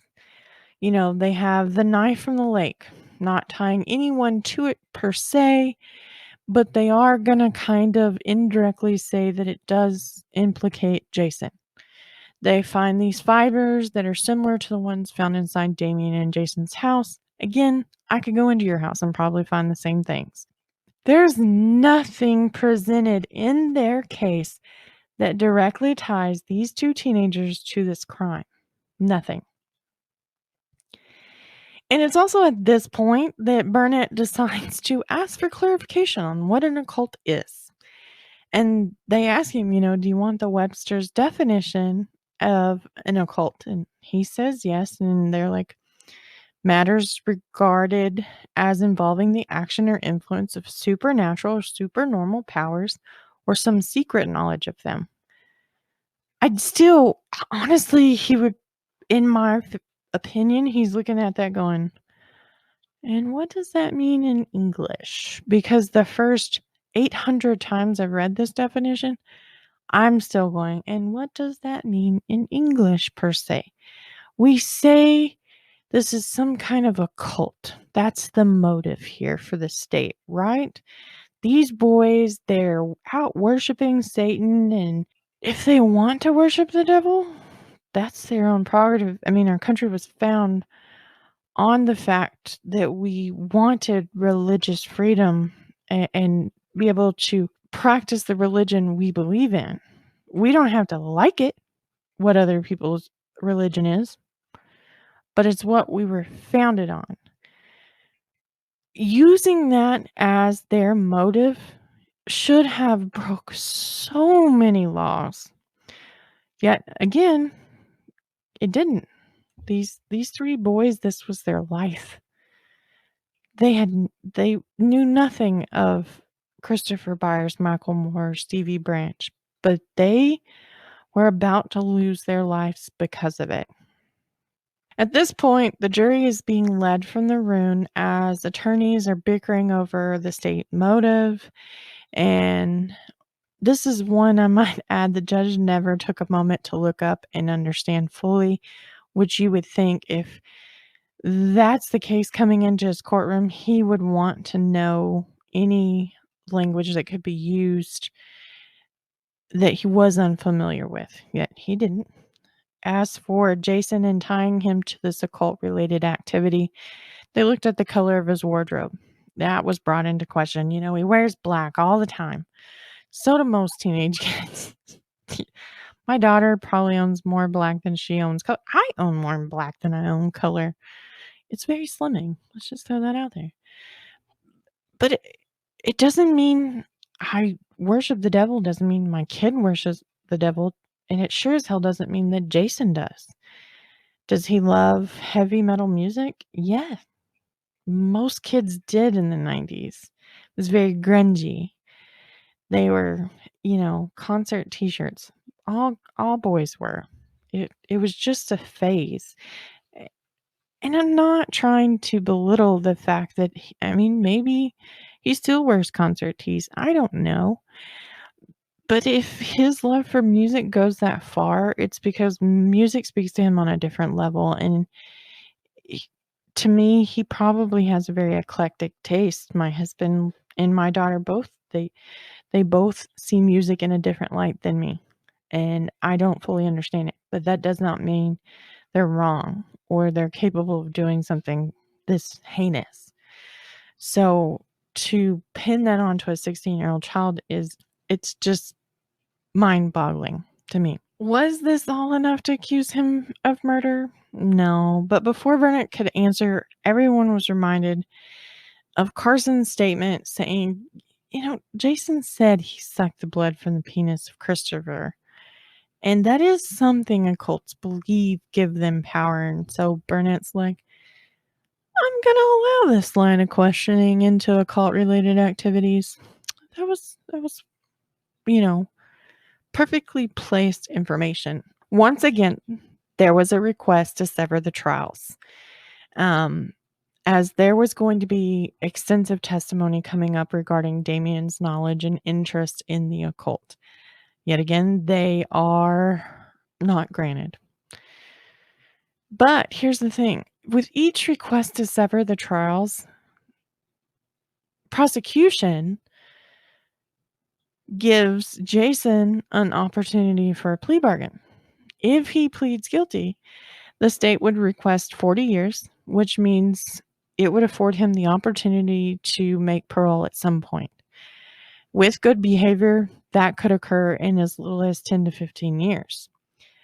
All he had to do beyond pleading guilty to his part in it is to testify against Damien. And as you can tell, we turned Jessie. If we can turn Jason, we're going to nail Damien, who they wanted from the get-go. But Jason had this to say, quote, Ford encouraged me to do it, but I was like, nah, this isn't right. I made the decision on my own. Right then and there, it was flat out no. Ford said, well, I still had to ask. Jason was so sure, like the others, of his own innocence. He was willing to risk being put to death at the age of 16 to prove it. At the time of this happening, Damien was never privy to the information that Jason was offered plea deal after plea deal after plea deal. Later on, he does learn of this, and I know there is something driven between Damien and Jason and their friendship, but I hope that both of them can see how much the other believed in each other on where they stood as far as being innocent or guilty. Dina Holcomb, she got up on the stand next for the state. She testifies to Damien's choice of color in his wardrobe being black, and he also sometimes carried knives on his person. And Fogleman showed her the knife from the lake found out behind Jason's trailer, and he asked, had Damien had a knife similar to this or like this? And she said, yeah, she had seen it in his trench coat one time when they hugged. Who remembers that? Really? And did you see the whole thing? The state's moving forward with the motive of cult activity and engineering that freight train that would lay its tracks down right through the lives of Damien and Jason. And I'm going to consistently call this a railroad every chance, because that's exactly what this was. They honed in on the fact that there was a full moon on the evening of May 5th, and that was part of their judicial motive. Defense jumped up, they objected, but surprise, surprise, Barnett sided with the prosecution. Enter PhD Dell Griffiths. He's a cult expert. His testimony was to elaborate on Detective Ridge's testimony of the killings being cult related. The jury was dismissed for over 3 hours, so Burnett could hear Griffith's testimony and determine whether or not it was pertinent to the jury's knowledge. Well, here's a rundown. Griffiths has 26 years of law enforcement experience. He has a doctoral degree. The doctoral is air quotes because he got it from air quote Columbia Pacific, an unaccredited school at this time. He owned a consulting practice related to Satanism. Jerry Driver and him had talked half a dozen times before the murders based on his experience with cult-related activity. Ford, Jason's attorney, brought into question, though, Griffiths' classes that he took to obtain that degree. And he did. He what classes? How many classes did you have to take in order to get your PhD? His answer? None. Zero. Zilch. Nada. He paid to print off a document that said he had a PhD, basically is what he did. He didn't have to show classwork. He didn't have to attend any semesters. He just paid a fee. And voila! He's got a PhD and he is, qualified to be an expert witness. Bullshit. Price was with us. He had heard enough. He jumped up and he said, quote, "On behalf of my client, it's our position that the mail order PhD in which a person doesn't have to take classes from a non-accredited school doesn't qualify as an expert in Arkansas." End quote. Burnett said, "I disagree. I'm going to allow him to testify in the area of the occult." Funnily enough, Fogleman will later say that learning that Griffiths' admission on the stand and how he was unaware of how Griffiths attained his PhD was probably one of the most embarrassing moments in his career.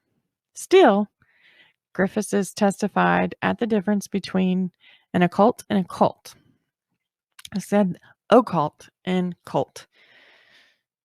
An occult is a group involved in esoteric science that have been around prior to Christianity. A cult is a group composed of those who follow a charismatic leader, and among their beliefs, they break their law.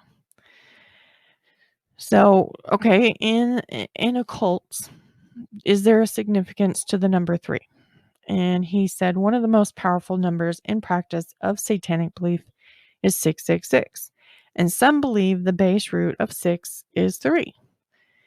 And so they're like, well, is there significance to Christianity or any other religions? And Griffith says, I cannot make that statement. Was he familiar with the Christian beliefs of the Trinity, the 3 in 1? And Griffith said he was, but he believed that the murders were cult-related, and some of Damien's drawings, particularly on of an individual that had a head of a satanic goat. Price jumps up, objects, because this material was taken from Damien's home prior to the murders. But Burnett allows it. Fogleman skillfully pointed out these materials were related to Damien's belief system and state of mind. Davis also pointed out that the timing of Damien's beliefs was not relevant. A person's idea, which might be a motive for causing them to act, continued over a course of time. Damien's books, drawings, his writings, all of that occurred prior to the murders were now admissible to the court. Ford got up and asked Griffiths if there was any evidence that, quote, establishes a link between Jason Baldwin and the occult, end quote. And Griffiths tells him no. And Ford asks, are all crimes of this nature occultic in nature? Are all murders where these types of injuries happen, are they all occultic? And Griffiths says no. However, with the presence of the full moon on May 5th and the dates, it all suggested occult. Burnett qualifies Griffiths' testimony, and the jury is allowed back in for them to hear exactly what he had to say. The final witnesses for the state were 2 young girls, and one of those girls' mothers. The girls are not shown on camera. Their names were not released. These girls say that they heard Damien say at a softball game that he killed those 3 boys. And the girl was asked, about how far away was Damien from you, and 15 feet was the number that was given. And she said that there were 6 or 7 other people with Damien. And if she was asked if she could identify any of those 6 or 7, and she said if they were in the courtroom that day, she wouldn't recognize them. Yet she was able to recognize Damien. And I would say that if Damien, Jason, and Jessie, or even if it was just Damien and Jason were in on this together, they probably did not veer far from the others' presence following the murders. So if Damien's out at a softball field hooping and hollering about how he murdered these 3 kids, wouldn't Jason be there with him? And wouldn't these girls be able to identify Jason? It's not entirely impossible for Jason to not be there. It's just questionable because I don't know. Having somebody else have control of your life in a way that one would had you committed murder with them. So, could you fully trust that they wouldn't say anything? No, not really. Especially if they're running around town and everybody's saying, Damien said he killed him. If I was Jason, I'd be like, dude, I'm going wherever you're going because you can keep your mouth shut. Stop saying stuff. We're going to get caught. It does not matter. He's not recognized in the courtroom that day at all. One reporter wrote following the conclusion of the state's case, quote, when the prosecution rested the state's case, about all he proved was 1, that the murders had indeed occurred, and 2, how the victims died. It proved the deed and the how, but not the who, the why, the where, or even the when. It's who, why, where, and when, where guesswork, rumor, and bad courtroom vaudeville. No motive, opportunity not clearly established, time of death disputed, and not a single shred of tangible evidence linking any of the defendants to the crime. End quote. This is concerning in a case where the state's seeking the death penalty. Just putting that out there. Ford petitions to the judge to issue an immediate verdict, something the judge is capable of doing when the evidence is deemed glaringly insufficient for acquittal based on, and this is what Ford, says, this is why I'm asking for the acquittal. There's lack of evidence to place Jason at the scene of the crime. There's no eyewitnesses identifying him as a perpetrator. There's no evidence tying him to the act of homicide. There's no introduction of evidence linking him to the homicide. Burnett rules he found what had occurred during the state's case was more than sufficient and refused Ford's request. Damien's defense team jumps up, requests the same thing, and ends up with the same ruling. Damien's defense felt it was battling shadows, but started with his alibi when they took over, and it was the defense's turn to present their case. And like with Jessie's trial, I'm not going to give you much of the defense's case. They had to prove doubt. It's obvious there was no doubt proven. So let me give you the prosecution's case. Let me show you what they presented in order to solidify that doubt could not be rammed into the jury at all. It's completely oppositional of where I stand. And I figure, what better way than to show you the opposite of what I believe, right? So Pam Echols, she gets up and she's the first to testify for Damien's defense. And she says that on May 5th, 1993, from about 4 p.m. on, Damien was with the family. Davis, he attacks her on cross, claiming and accusing her, at the very least, at confusing her times. However, Michelle, Damien's sister, she gets up, testifies to the same story, along with 3 other family members, saying the same story that Pam Echols told the courtroom. guess who's up on the stand next? And most of us are like, ooh, this is suicide. But I think by doing this, he simply wanted to show everyone he wasn't the person they were painting him out to be. Damien Echols took the stand in his own defense. Now, it is every right to take the stand. Every defendant has that right. Not every defendant invokes that right. So up first, he was asked about how he chose his name, which we know came from Father Damien, who treated lepers. And we reviewed that in episode 2. Next up was questioning into Damien's writings. And he was asked to read his words and where they came from. This one, quote, "Life is but a walking shadow. It is a tale told by an idiot, full of sound and fury, signifying nothing." This was found from Midsummer Night's Dream. This was part of Damien's writings that were into question and the state used to occult-related activities.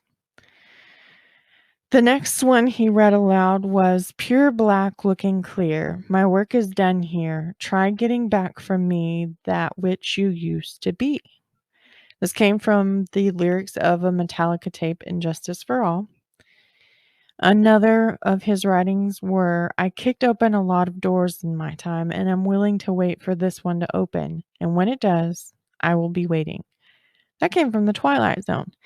So as they're saying, all of these different quotes, these different paragraphs, these different entries, they show occult related activity. They show how much Damien was in the middle of all of this. And really, he just seemed to pull things from things he read or heard, or, these words, they're not necessarily his words. They just said something to him when he read them or heard them, and he wrote it down. That doesn't show occult related activity to me. That shows me a typical teenager. Adults write down quotes all the time. I hand you one at the end of every episode. Quoting others it doesn't show occult activity. And if it does, well, I'm your leader. No, I'm just kidding. But still, I mean, come on. And this was said, as far as several things that Griffiths was talking about yesterday about Satanism beliefs, are there any of those thinkings that he was talking about that are your personal beliefs? This is what Price had to ask Damien. Damien said, "Not really." On May 10th, 5 days following the murders, Damien was brought in for questioning for the first time. And he was asked if he requested an attorney. And Damien said he did on 3 separate occasions during an 8-hour interview. At one point, Pam Echols picks up the phone and she calls a lawyer out in Memphis. He also happened to be a state senator, and she asked him, to help her son. So he gets in the car, drives over to West Memphis PD, and he asked to speak with Damien, and he is immediately refused. And it didn't matter how much sugar talking, how much legal jargon he threw, they weren't letting him in. So he stood around for a while, and then he tried again. And at this point, he was told the building was closed and that he was not allowed to have access to Damien, who was upstairs being interrogated at the time. This is something that is later confirmed. Up next is Christopher Morgan. He was on the witness list for both sides. And again, the defense wants to question him. And Burnett again denies until it's suggested that they do an in-camera session, which is what we've been hearing them do time and time again. Jury leaves the room. Burnett hears what the testimony is. He decides whether or not the jury needs to hear it. Well, Burnett agrees to this. The jury's escorted from the room. Christopher Morgan gets up, takes the stand, and refuses any answers to any questions regarding his testimony in California. He answers nothing. There's nothing for the jury to hear. So he's never questioned in front of the jury. Jason Baldwin, he never took the stand in his own defense. Again, he has a right to. He does not have to invoke it. 17 days from the start of the trial, on March 15th, 1994, Fogleman stood and began making his closing arguments, followed by Price and Ford. On March 17th, 1994, the jury went into deliberations at 5 p.m. They came out of deliberations at around 9 p.m. and entered back in the next day, March 18th, 1994. By 3:30 p.m. that evening, the jury had come back with a verdict. The two teens stood as Burnett read their fate. Both Damien Echols and Jason Baldwin were found guilty of capital murder in the death of Michael Moore, Stevie Branch, and Christopher Byers.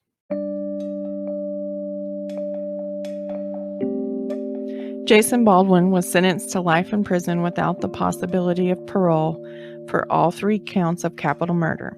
He left the courtroom that day and was transported to the Arkansas Department of Corrections.